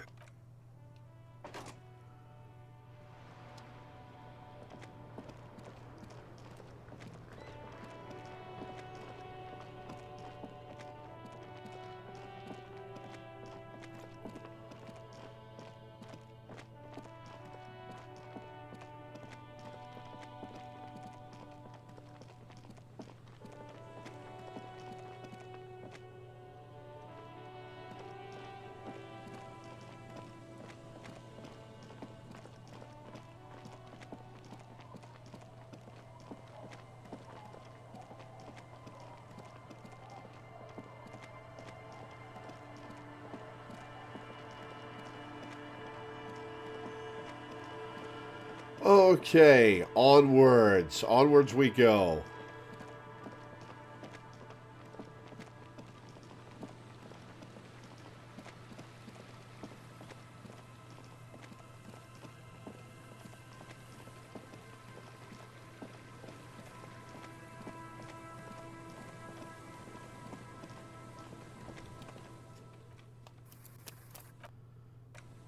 Whoops, didn't mean to make a new save, but I've made a new save. Oh well. The once bright mural towers above you, saying, Feld Electrical, R&D. Tomorrow is just a whisper away. Found the empty trap and heard Lena's true story. Reconstructed execution, confronted the pigs, established the nightclub, discovered the anomaly, death notification. So just everything you've done in the game gets you bonuses for this. All right, 97% chance, ready to roll Snake Eyes? Even though you're sure you succeeded, all is quiet. There is no cold hand brushing against your forehead, no rustle in the reeds. The wind has died down. The ruin in front of you is silent as a tomb. She could be anywhere. How do we find her? How do we? I was really hoping she'd be in the village. Okay. She's probably north of the village, and this place is a peninsula. We already scanned most of the outdoor areas on our wild cryptid hunt, so we have an understanding of the geography, at least. See, it was useful, Kim. And then there's the church. We've already searched that and can rule it out. I know it doesn't feel like progress, but exclusion is a step too. Anyway, we do it the old-fashioned way, sector by sector. Go over the whole peninsula, ask the locals, enter the places where we can enter first, like we did in the village. What was I even attempting to do here? Trying to talk to the wind, the city. Whatever you thought would happen did not. And now you're just standing there in the pale of the morning, with your hands fallen to your side. Is trying to talk to the city something you've done before? Is it in your secret repertoire? A trick for when you're out of ideas? A prayer of sorts. To Revachol. And if that fails, if we don't find her... Then, if we're desperate, we can look where we can't enter. Bunkers, storm drainage, this place. I'm sure it won't come to that. He looks behind him at the dark red box crumbling across the chasm. Walk the coast, the old boardwalk, the reeds. You can always come back here and talk to the wind again. Look where it already got you. An adventure awaits. An adventure on the windswept urban coast. Buckle up and raise your collar. This search is going to be wet and cold.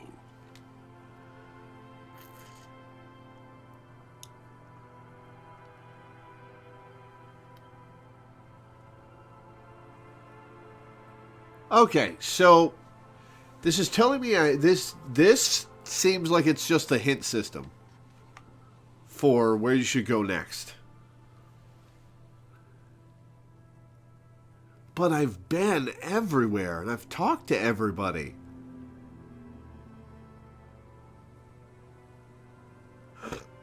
Oh, excuse me. This is the place. Yeah, I figured.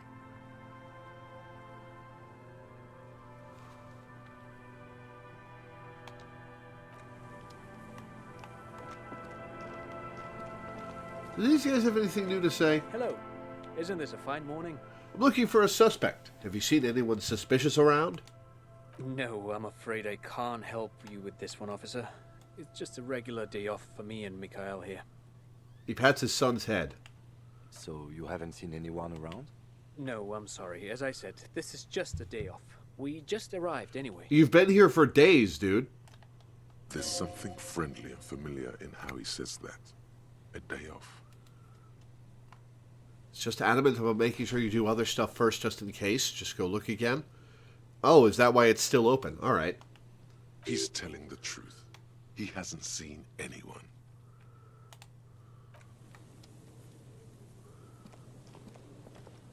The once bright mural towers above you. Suddenly, there's a sigh, carried on the molecules around you, moving, flowing from high pressure to low pressure, like that of a woman emptying her lungs. She wraps the collapsing stone box in front of you in her breath, flowing through it. Where does it go? In through the collapsed roof, flowing down a concrete staircase to the basement, sweeping away footprints in the dust on the stairs. And then, The beach below the boardwalk. It's winding tunnels, a whisper away. What is happening? She's down there. I think she's down there, below this building. Okay. Why? We've looked everywhere else. Right. How do we get in there? The doors were on the collapsed side of this building. They're gone, basically. Finally, my time to shine. There's a ladder next to the sign. Perhaps we can climb it? Enter through the roof? Perhaps you can climb them. We are not climbing anything. I'm 43 years old, and I plan to live to see 70. Oh, I gotta do this by myself. There has to be a way to use brute force.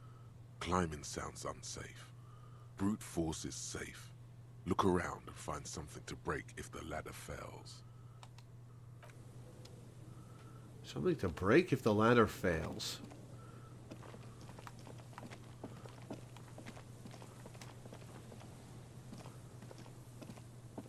The faded remains of a poster with the date 46.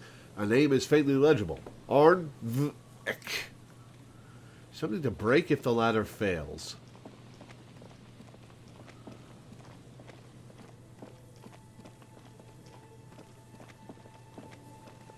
Brute force is safe, but it isn't cool.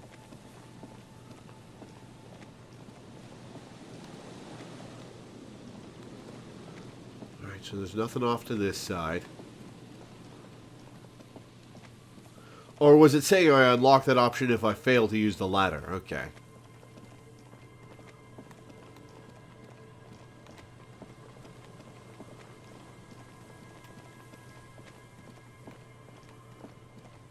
Oh, I see that. I see that over there. Let's try the ladder first.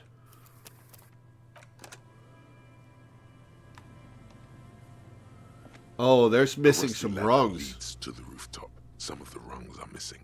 Yeah, that doesn't look good. Assess the situation.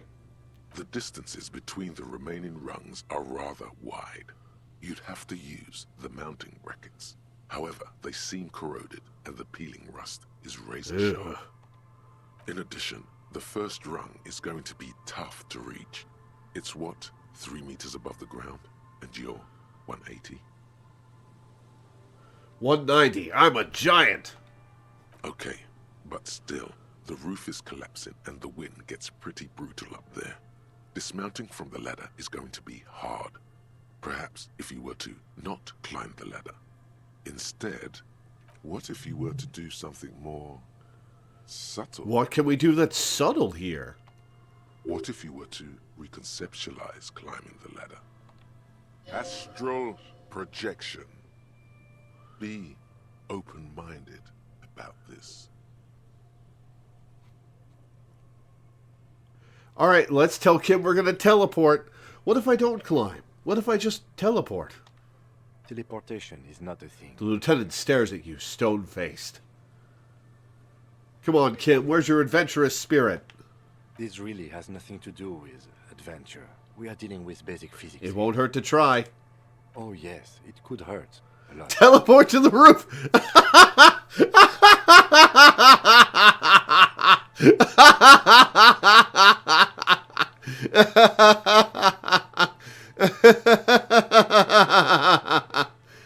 Oh, God. All right. +2 Santiago climbing. Let's buff our savoir-faire.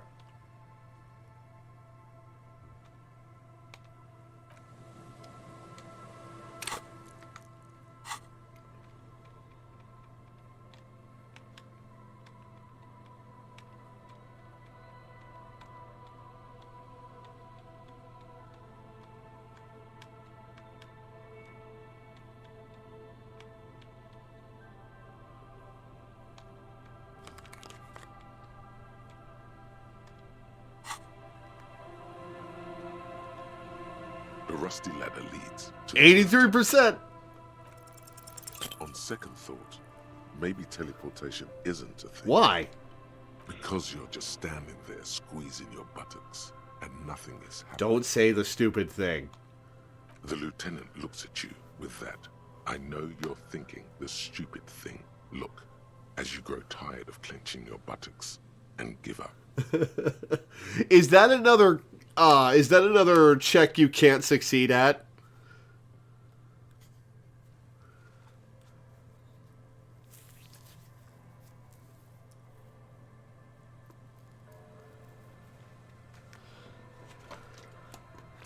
Retry.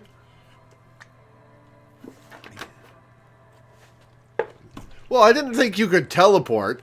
I just think it would do something if you succeed. Jojo wants me to retry.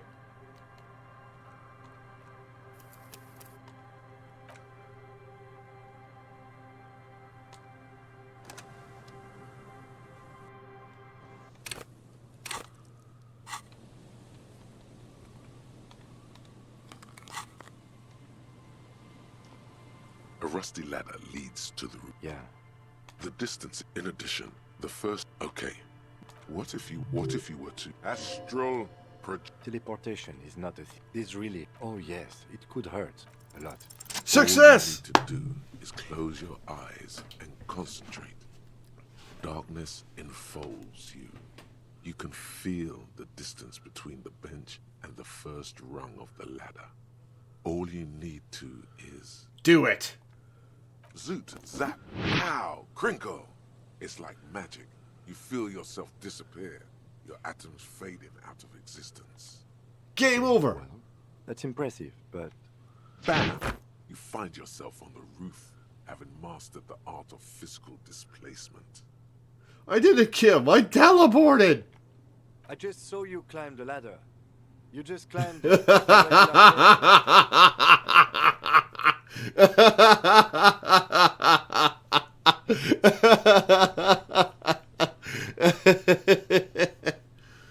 Oh, God. The wind at the top of the building starts howling loudly, blowing away the lieutenant's voice. Faintly you hear. Never mind. Find a way to let me in when you get inside. Don't go adventuring with a backup, especially if we think the suspect may be hiding. What was that? You dropped your voice for that last sentence. I can't hear you from up here.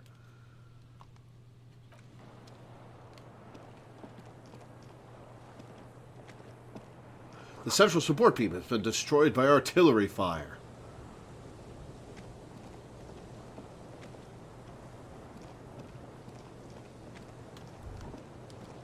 Stones fall.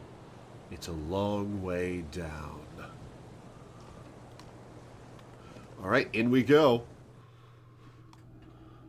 Oh, this place is ruined. The glass is covered with grime and dust.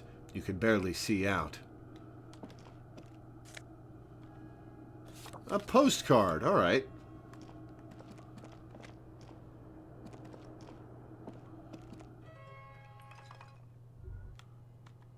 You should take out your flashlight. Good idea.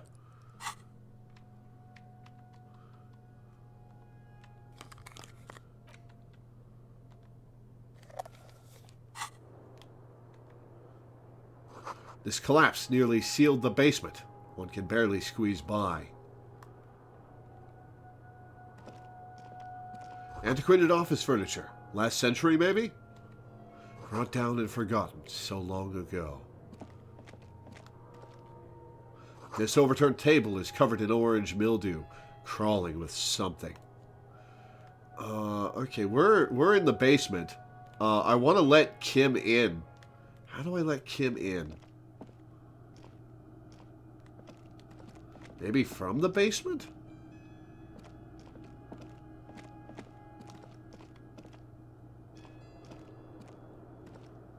I guess open that pipe for him?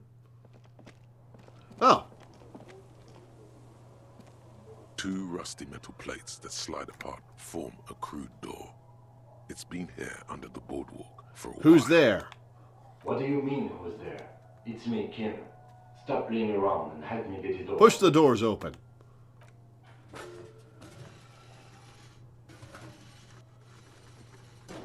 The doors seem to be on rails, but they've gotten jammed. You grab a side and put some strength into prying it open. With the help of your partner, the two metal panels slide open with a creak. Huh.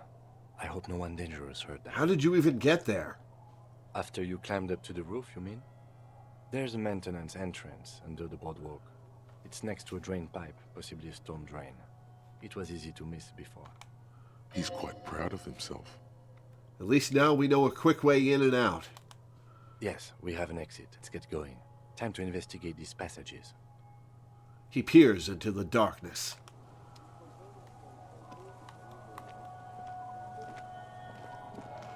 All right, let's look around.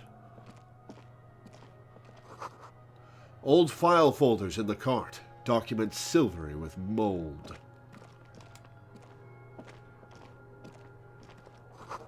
A series of thick, dusty panes of glass. Ooh, what's this? Interisolary suit jacket. +1 suggestion. We'll probably need that. Yeah, we'll probably need suggestion to deal with Ruby.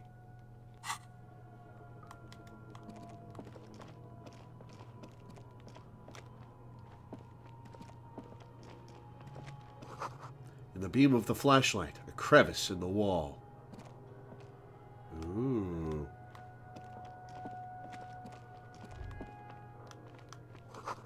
Stale fabric smell and dust. No one slept here in months, maybe years.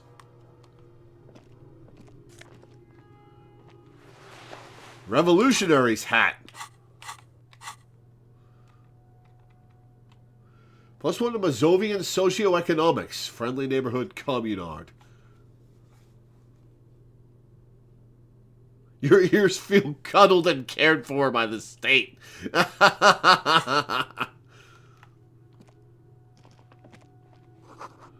Revolutionary propaganda on the bunk bed. Ancient flyers and brochures. These pots and plates are full of dust and spider webs.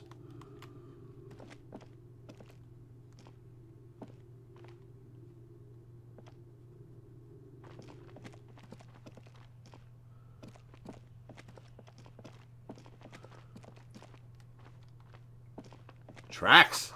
Boot prints in the sand. One of the soles appears more worn than the other. Ooh.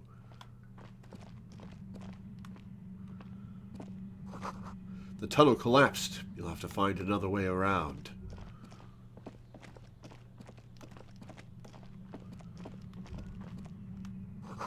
It's getting louder, the buzzing sound. I am going to save my game.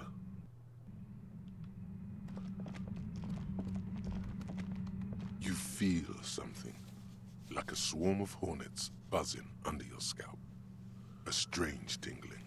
You can almost smell. Lieutenant, do you feel something? No. What do you mean? A pain, a strange tingling. I don't feel it, but we should still be careful. There were footprints back there, and I'm pretty sure they were fresh. I saw them too. Footprints with the right sole worn smooth. Looks like our suspect. If she's in here, we need to plan our next step carefully. What do you mean? Once we detain a credible suspect, who knows what the Union and the Wild Pines will do? We'll set in motion events we have no control over. You will upset the balance of power in Martinez. The deadlock between the company and the Union will destabilize. Be careful, point of no return. Keep calm. Go over the whole situation in detail. We found out Everart's plan to take the harbor. Maybe we should tell Joyce about it? I leave that to your judgment. You already know what I think about cross-pollinating information like this. It's dangerous, but... He just can't be sure. Maybe it will yield something useful. How bad do you think things could get? Well, we are not responsible for what we can't predict, are we? I don't think the entire city will be razed to the ground. He smiles in the dark. Real good, Kim. Real reassuring. If you can't predict it, there's nothing you could have done. Do we tell Joyce? What do you think is waiting for us there? I think I see a cavern. Maybe more cellars? I think we've been careful enough. We still have the element of surprise. I wouldn't be so sure. You haven't exactly been sneaking. Or maybe not. Either way, once we go deeper, there will be no turning back. Okay, should I equip my gun?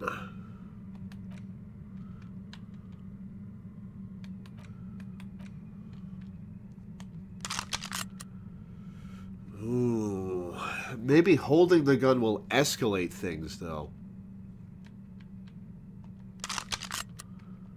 I can equip my gun later.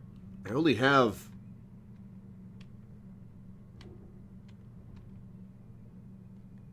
two bullets. Ooh.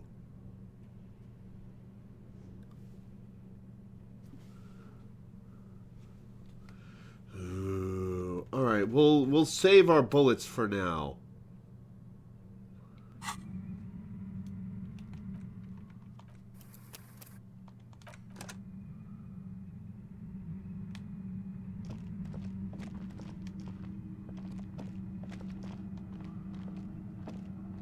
A concrete pipe buried in sand and dust.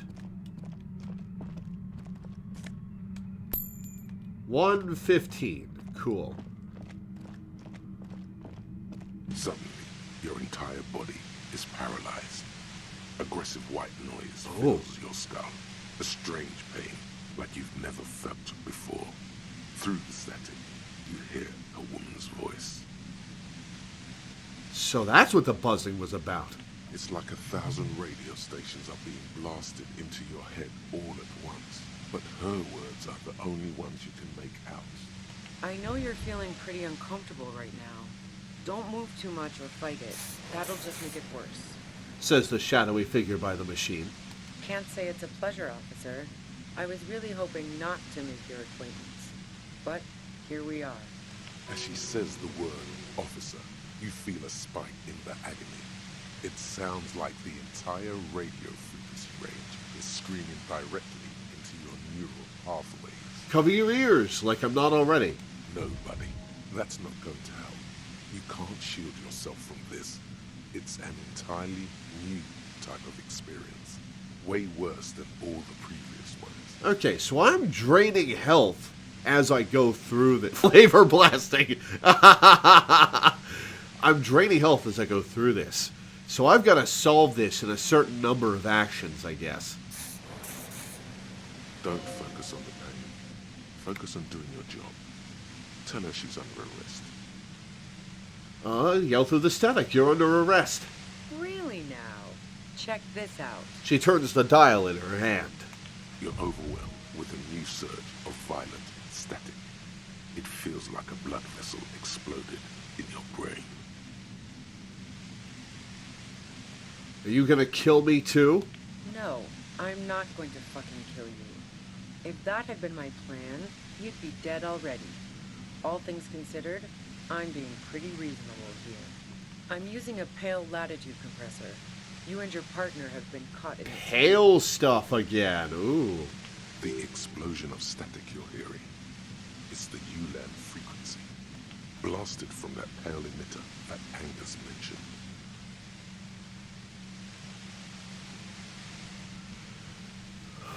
Which of these do I want to say? I saw your equations. It's the ULAN frequency. Saw my equations? You've been sniffing through my lorry, right? I expected as much. I am a bit surprised you knew what you were looking at.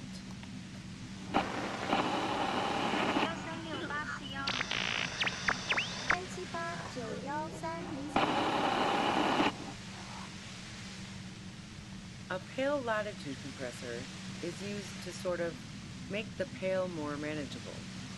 With a lot of these, you can force a radio signal grid on the pale. Literally crunch the distance across it. Interesting. I'm glad we found the exposition about what the hell the pale is before now. Signals are relayed across a series of repeater stations fixed to buoys. Not a fun job manning those stations. All alone out there in the pale, people lose their minds in just a few years. They leave people in the pale? Oh, that sucks. So, what we are experiencing is a concentration of radio waves. He gestures towards something with great effort. Precisely. This is an industrial strength paraboloid. It's meant for forcing dimensions on something that doesn't have them. Needless to say, the frequencies used are out of this world. I was not expecting this. This is cool. At the upper limit is the large prime number generator station. It's used specifically for pale latitude compression. That's why you may be hearing some numbers. But you might also hear, or think you're hearing, local radio chatter. She likes telling you about the machine. Keep her talking. Look for an opportunity to break loose. How did you get your hands on this thing? I built it myself. She nods toward her torture device. That's illegal. I'm guessing it's patented. But we are beyond that, aren't we? Oh yeah. Way beyond. Have you experienced the compressor yourself? She studies her death ray and the law officials trapped in it. Have you experienced the compressor yourself? Yeah, I stuck my head in there before using it on you. It seemed like the ethical thing to do. Can't say that I enjoyed it. The field was weaker, but I can imagine what you're going through.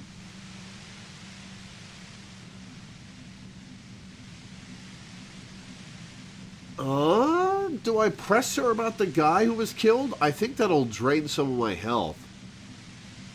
Patent law is so irrelevant right now, yeah. I'll say please turn it off, I can't take it anymore. You're big boys, you can handle it. Stop being so damn melodramatic.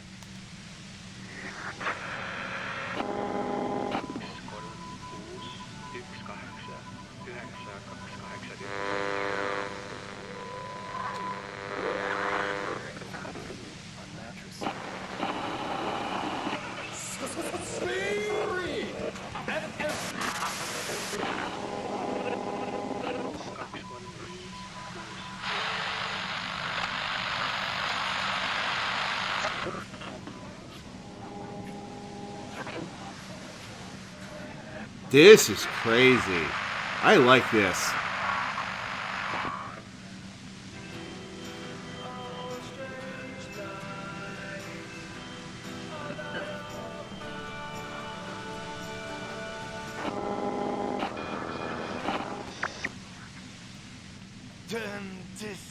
The lieutenant clutches his head, grimacing. God damn it. She regards you and Kim with sudden sympathy. Fine, I can dial it down. I've also got a gun, by the way. She steps reluctantly out of the shadows. The pain lessens. The gun she's carrying is a two-barreled front loader, not like the murder weapon.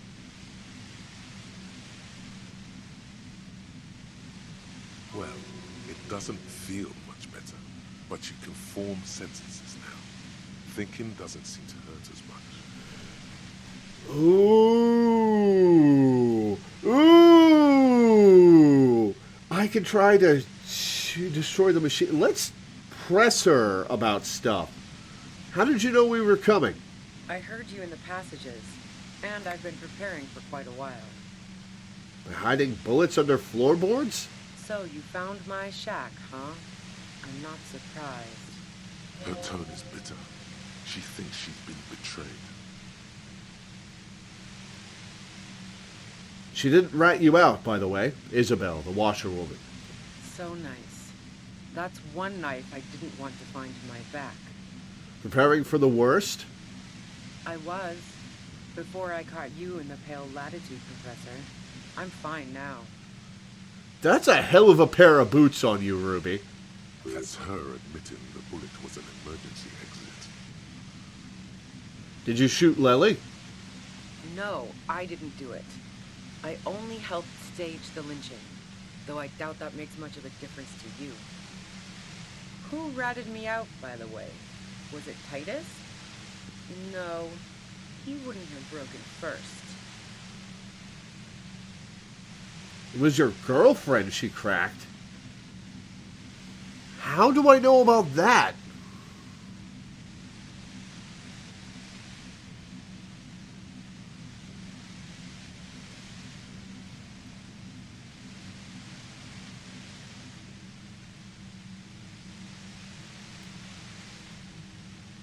I'll say you're right. Claudia was the first to share her suspicions.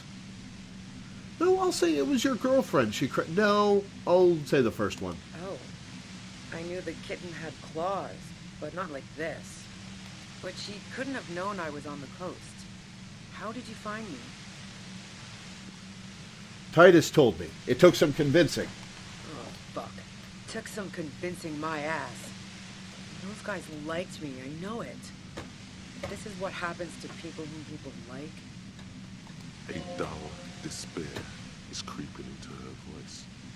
How the fuck do the rest of you get by?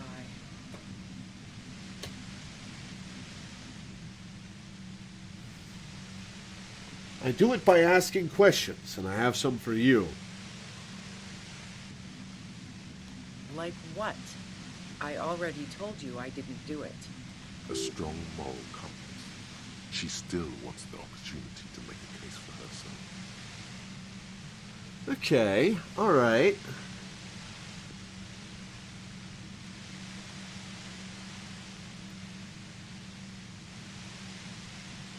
Would you say that Lily was a likable person? I didn't like him. Hardened mercenaries aren't particularly likable types. Did you feel protective of the Union? Yeah, sure. And I didn't like Wild Pines sending in those foreign hirelings. Me and a fuck ton of other people around here.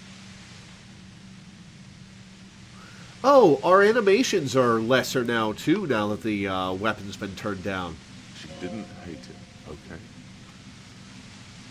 You don't feel sympathy for mercs? It's hard work. Ah, no, I have other questions. I'm listening. Do you have an alibi for when Lily was shot? Man, I was with the boys the whole night. I hope they at least bothered to impress that upon me.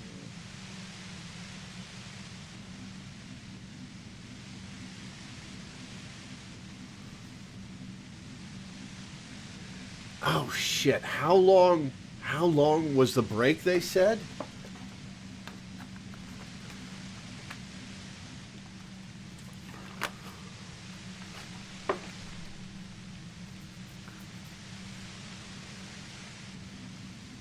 Shit, how long was the break? I think that matters. Was it 10 minutes?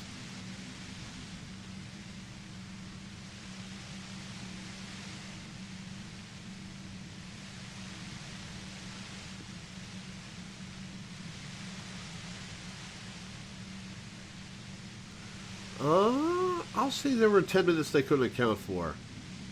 Yeah, and I'm sure they also made some funny remarks about it. They always do. I've driven a lot of long haul and chugged a lot of beer, man.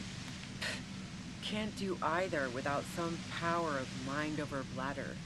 And anyway, that wouldn't have been enough time. No one takes a 15-minute leak. Look, fuck you, man. I might also have stopped by the bar. She speaketh truth. You're running drugs for the Union. I've been through your lorry. So, Heart of Gold Tommy fucked me over too. Never trust a musician. That really comes as a blow to her. Do I lie to her about this? It could bolster her. Or it could make her, or if I tell the truth, it could make her more likely to give in.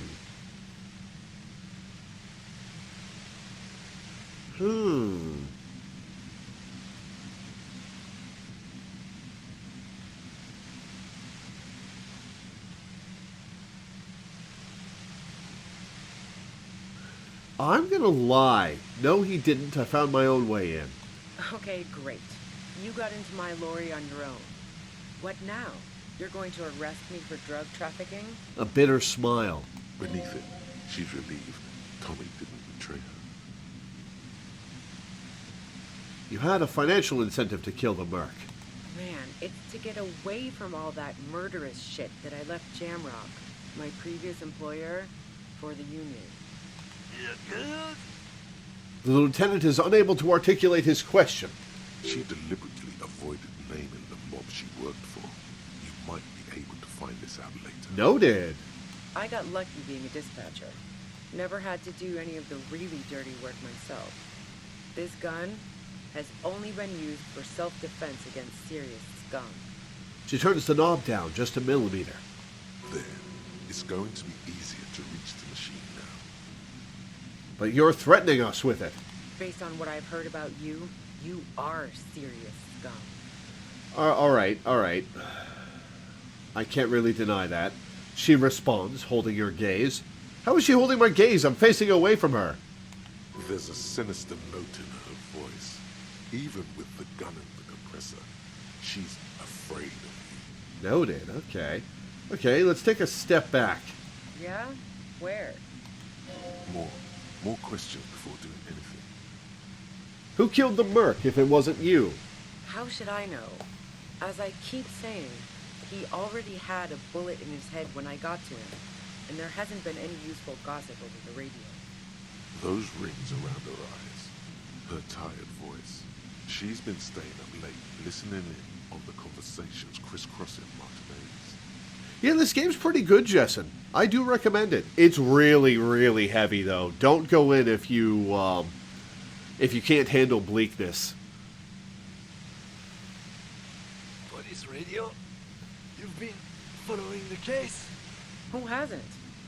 You know, I can still see him there, in Claus's room, lying on his side. He was still warm, but the bluish light coming through the broken window made him look as though he'd been dead for a good long while. What happened Sunday night? Tell me your version. She eyes you warily, as though gauging your sincerity. It's okay. We just want to... He struggles to finish the sentence. All right, don't kill yourself over it. I was shooting the shit with Hardy and the boys over a few beers, like always. Then Klasha comes in, all pale and shuddering. She sits down with a drink, trying to steady her nerves. So I grab a seat next to her. Klasha said you knew something was wrong immediately. No, I really didn't. She's not that easy to read. I just assumed she'd done too much blow. It wouldn't be a first for her. But no such luck. She was in some deep shit. My theory is that the third mercenary killed Lely. She asked me to come upstairs. The merc she'd been going with was lying on the bedroom floor, dead. I knew she couldn't get the authorities involved, so yeah. You made it look like he'd been hanged. How did you manage to come up with a plan so quickly? What? No. Faking a lynching was her idea. Ooh. She looks shaken. She wasn't surprised to be ratted out, but framed. Her idea? Yeah, in cold blood. It really surprised me how quickly she was able to get a hold of herself once we got up there. It was like she was another person. The party girl was gone. What if she is the third mercenary? Klasha. She asked me to help her drag him into the shower so she could wind the shower head around his neck to fake lividity. Then she dressed him while I went to get the Hardy Boys. She lied to you about that, too. That's bad that she'd be so calm. Yeah. I wasn't sure whether to admire her or be disturbed. Do you think she killed Lely herself? And potentially bring attention to herself? No. Besides, the shot was made from a distance. Otherwise, we would have heard it downstairs. That's true. She's right. No one mentioned hearing shot. The shot didn't come from the roof. We should have factored this in. Damn it. But even if this is true, weren't you worried the lynching might lead to... War? The thought crossed my mind. But the mercenary's death was going to have repercussions either way. Although the way things are going... She doesn't want to talk about this, but not because she has something to hide.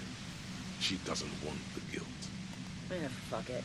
I'm not responsible for these people after what they did to me.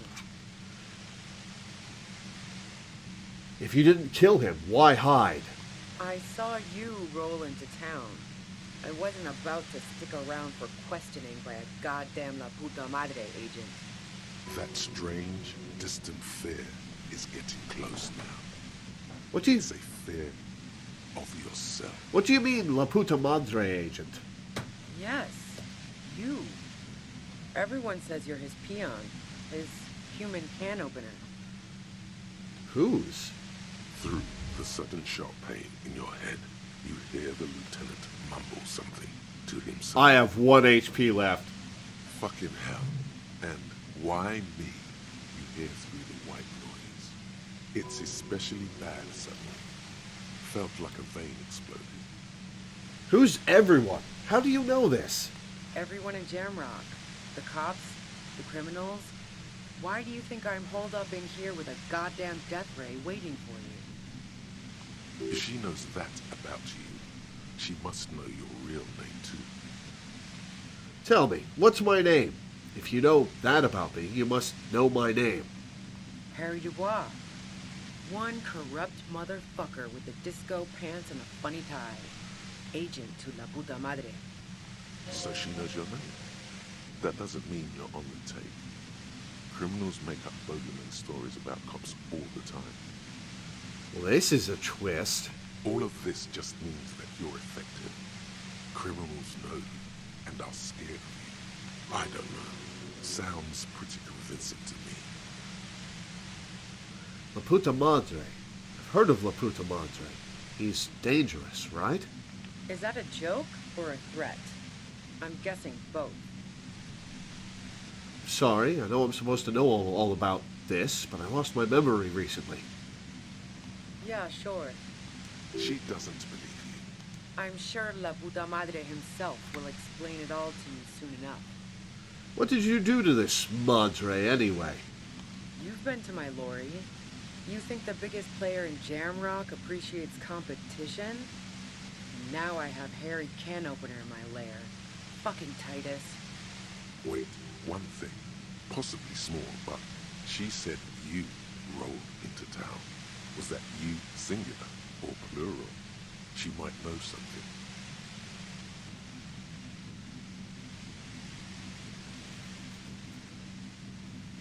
She's not talking about Kim, is she?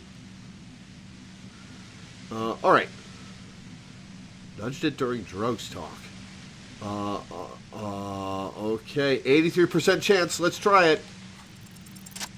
Success!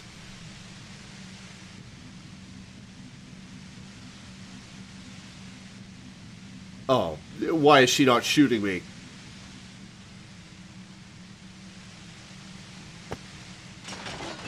You did it. The compressor lies broken on its side.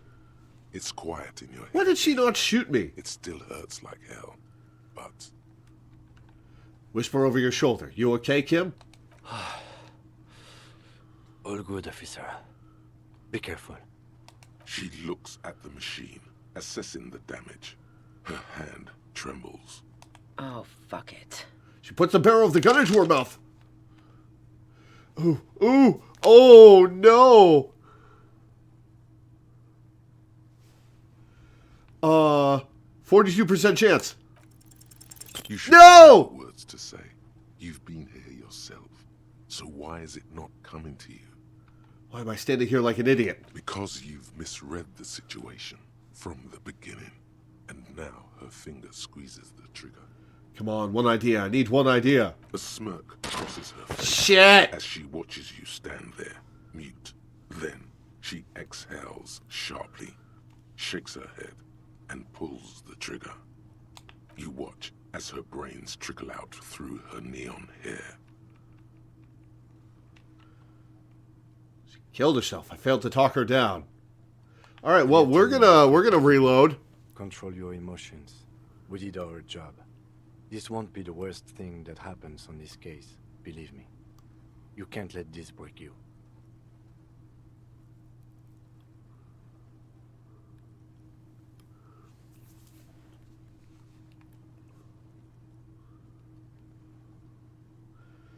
Oh man, do we live with the consequences here, or do we reload the save? Ooh. What do you think, Jojo? Should I live with the consequences of my actions, of my failures?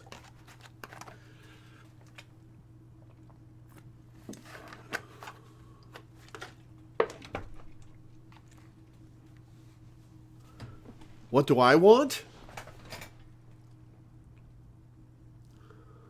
My first playthrough, I fucked up trying to break the emitter and had to let her go.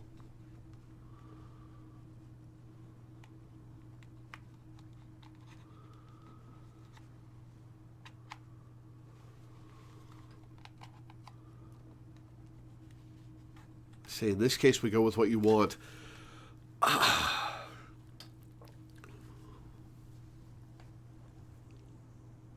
That's a toughie. That's a toughie.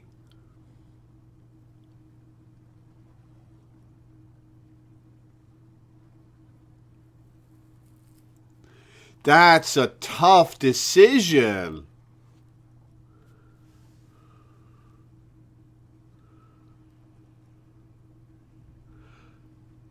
I want to talk her down.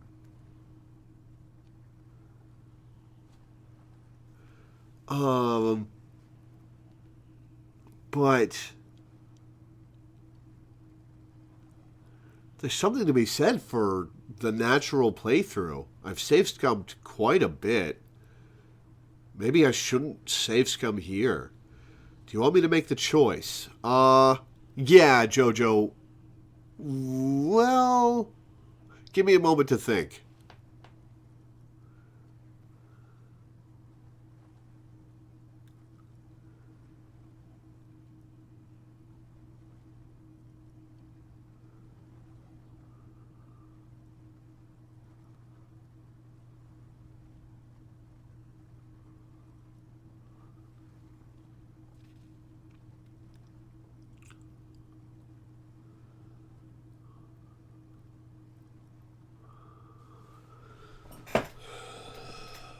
This is a toughie. This is a toughie.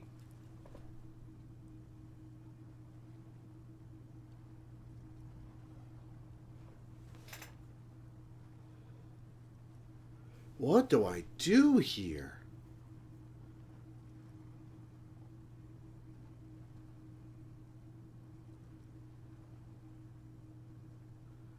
A friend and I have been playing this together, and I have no idea what we're going to do when we get here.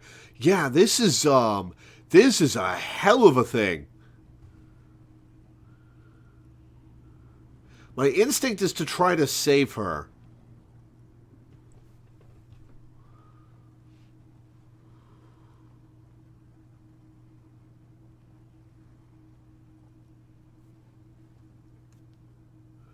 My instinct is to want to save her.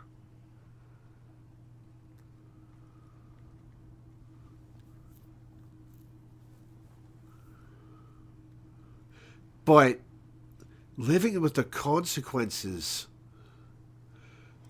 of my failures in this game seems like the proper way to play it. You know what? I've save scummed enough. Unless this locks me out of good content later, I'm going to live with it. Does this lock me out of good content later or out of, yeah.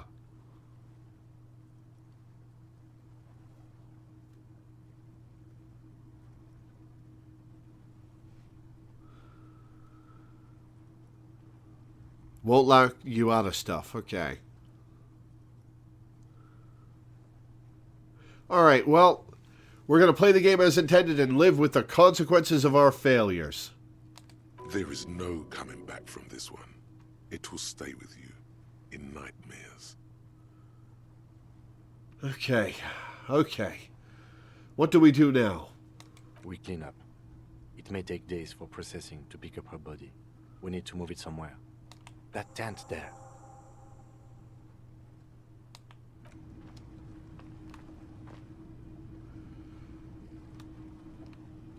Take the bullets from her gun, maybe? Noctway 880.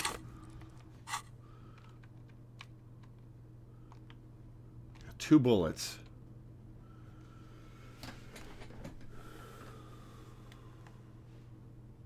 This double-barreled pistol is a compact, no-nonsense design, more durable than precise. The walnut-paneled grip is scratched up. Okay, so this is probably inaccurate. And it's a way to get a gun if you haven't found your own.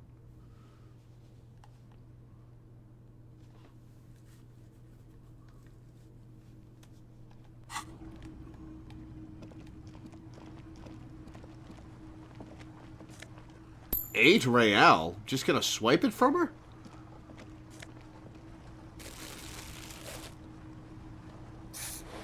Oh, healing, healing.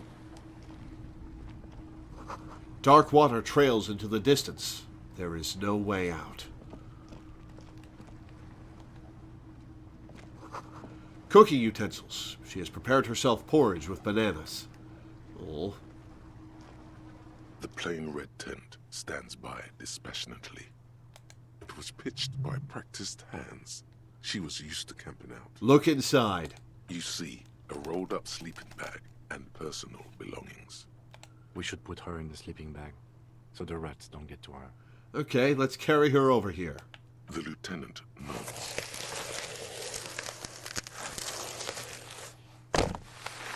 Thump! There she lies, cocooned in the sleeping bag, surrounded by empty cigarette packs, books, and half-read magazines. Magazines? You should look through them. Shine your flashlight on the books and magazines. Assorted soft covers, mostly pulp horror. A motor carriage lies buried in the snow on one cover. On another, a ghost airship. You also see a collection of radio enthusiast magazines. See anything? The lieutenant peeks in over your shoulder, sifts through the magazines. Rager Monthly, Journal of Material Science.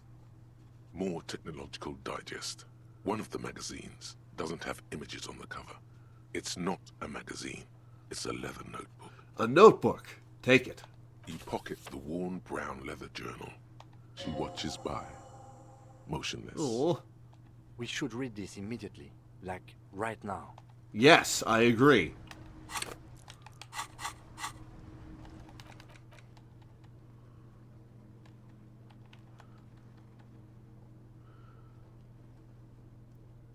A thick journal.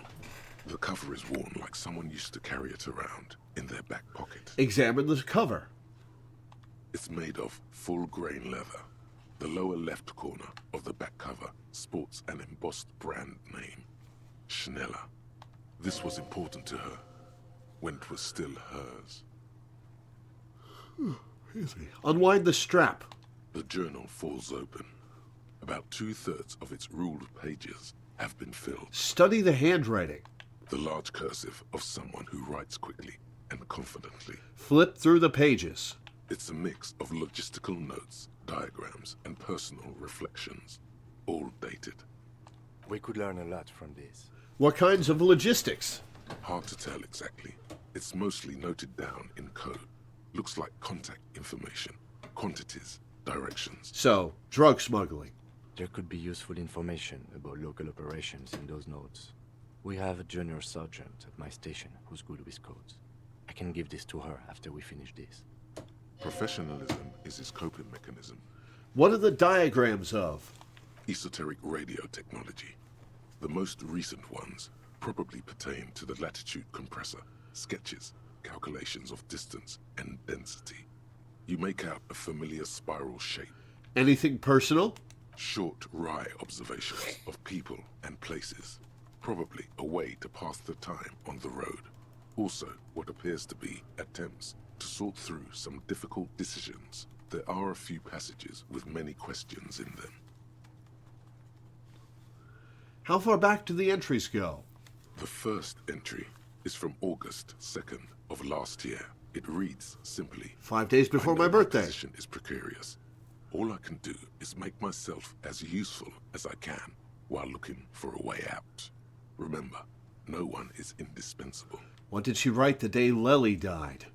Nothing on March 4th. March 5th, though, well, that's bound to come back and bite me in the ass. I'm bad at this. Loyal to a fault. But that's another matter entirely. She is referring to betraying her previous employer. Does this suggest she did it in self-defense? Did she work for La Puta Madre? Anything about La Puta Madre? That name isn't mentioned as far as you can tell. Small wonder. Would you talk about La Puta Madre in your journal? You do see an M, though. La Puta Madre. M is mentioned on March 9th and March 15th. Read the entry from March 9th first. Great. M's peon is coming to town, no doubt to investigate the lynching. But also, I feel it in my gut to finally put a bullet in my head while I'm napping in my lorry or on a smoke break. Well, I won't stick around just to twist my own neck by constantly looking over my shoulder. Then again, isn't that what I've been doing ever since I got the call? Things played out just as she had feared, except you didn't shoot her. Yeah, I wish I could have stopped her. It's in you to do something like this. Kill her. Physically, at least. You could pull the trigger if you had to.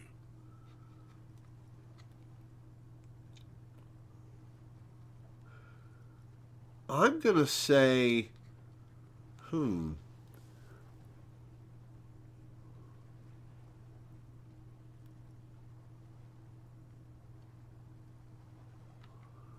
What a coincidence. Is it? Can you be sure? What if you are secretly being manipulated by La Puta Madre as you pursue this investigation? What if he wiped your memory on purpose? On purpose? That's pretty far-fetched. Definitely. Read the entry from March 12th. Been holed up here for 3 days now. I'm used to being alone and all, but I don't know when I'll be able to leave, or if I'll be ratted out. They will rat me out, of course. I've made it a point to believe in the best in people, the boys, for example. But experience tells me. Did M feel truly betrayed by me? I was feeling threatened. He'd have to know if he threatened people, they'd take measures to protect themselves. Even I know that. Economic measures, first of all. Gotta make a living, right? I can still hear his voice in the receiver. Taste the plastic. The entry ends abruptly. What's the most recent entry? The most recent entry is from today. It reads, Carefully not saying what day it is. even when I leave here, if I leave here alive, what's my next move? Staging a lynching is a crime, even if I'm not accused of murder on top of that. Forever on the run. Not really my idea of the open road. Man, I was really looking forward to winning. I don't think she killed the mercenary. It looks like she might have been framed. I agree. This whole thing was a detour, and a fatal one, he thinks. Don't get emotional. So, do I say she died for nothing, or what do you mean framed?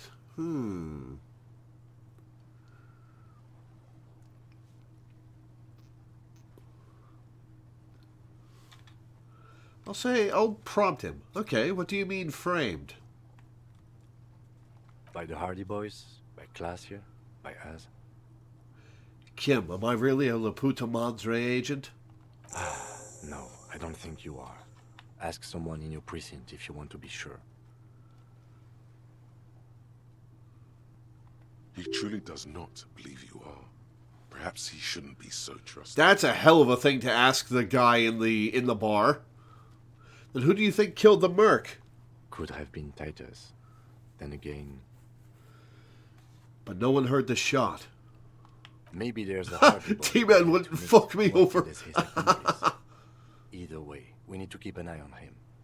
One thing is for certain. We have business back in the whirling and rags. Questions to ask. We should get to it. Something tells me that Titus was telling the truth as he understood it. I don't think he was trying to frame Ruby.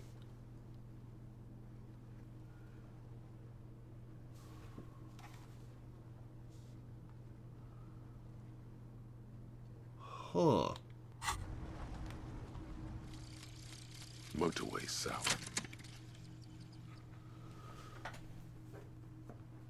The lone vector stretches in your mind's eye into the wild pale yonder for an unimaginable distance, forgetting until you can no longer remember anything. No cities, no mountains, no oceans, and finally, no vector. Nothing remains. A blank space with no point of reference. Is this going to get me depression as my bonus? Possible. The motion of a human throat. swallow in, and then it comes to you. To reach the end of the motorway south is to be unborn. You've had this thought before, while aimlessly wandering the streets of Jamrock. A lost piece of the man you were. A dark hope. +1 Inland Empire and all intellect white checks unlocked. Ooh. And I'm 10 minutes off of Wasteland of Reality. Ugh. Ugh.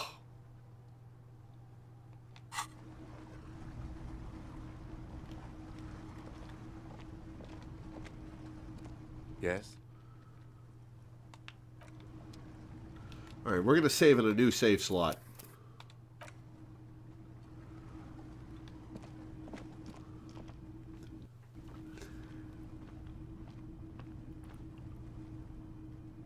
That's a lot to take in. That is a lot to take in. Holy shit. First off, the suicide was... Oh, that's rough. That is rough. I wish I could have saved her. But I've committed now to live with the consequences of my failures for the rest of the game. Well, unless... Like, for smaller stuff, maybe not. But for things like this, yeah. Oh, man. Man. And the allegation that I'm on the take for a mob boss. That's an interesting angle. That's an interesting angle. I wonder how much it's possible.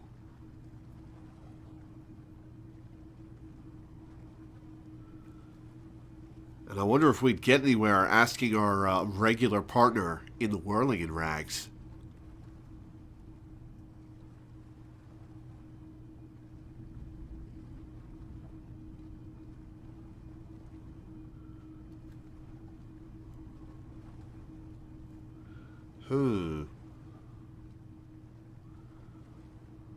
You probably get a penalty to that rhetoric check when you're trying to convince her to put down the gun if you try to scare her with La Puta Madre stuff. There have been a few options for her to act like a corrupt cop before, taking bribes and such. That's true. Man, this is rough.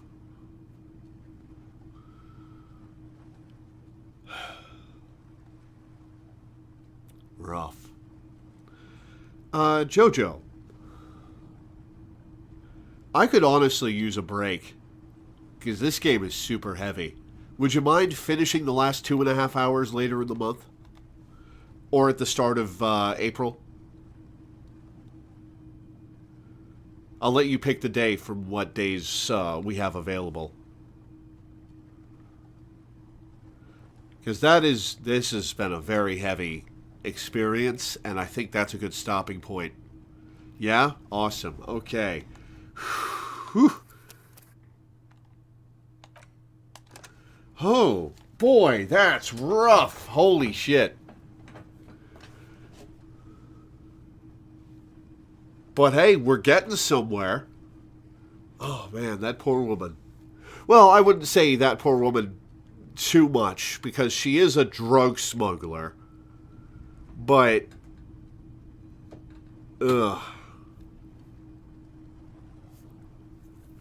Maybe I shouldn't have as much sympathy for her as I do. Because she is a drug smuggler. And has likely destroyed a bunch of lives. But damn, dude. Damn. Alright, well, that's going to be it for today. I don't think I'll be on later to stream something else. I might get on and do a speedrun or whatever, but... Or maybe Signalis, but I don't think so. I think I'm just going to chill the rest of the day. Before I get off, and before I list my schedule and get off, I want to plug my Patreon, which you can find in the description of the YouTube video or with the ! Patreon command in chat, Twitch chat. I make my living off of Patreon. So every dollar helps. It helps me pay my rent and my bills. And maybe if I get enough pledges, I'll have the chance to save up a little money. Who knows? But yeah, please pledge to my Patreon. I'd appreciate it. As for my schedule, tomorrow is going to be Zero Escape, Virtue's Last Reward at 2 p.m. EST. Tuesday will be The Walking Dead Season 1 at 2:30 p.m. EST. Wednesday will be Metroid Fusion, because it's now in the Nintendo Switch Online Game Boy Advance collection. That should be at 1 p.m. EST, but if my doctor's appointment lasts for a while, then it'll be later. Thursday will be Eve at 1 p.m. EST. Friday, Resident Evil 4 Remake comes out finally. We'll be playing that a bunch. Saturday will be Final Fantasy XIV, and possibly more RE4 Make after that. And next Sunday and Monday will be Resident Evil 4 Remake. But for now, thank you guys for tuning in. Thanks for hanging out. Thanks for watching. And I will see you next time.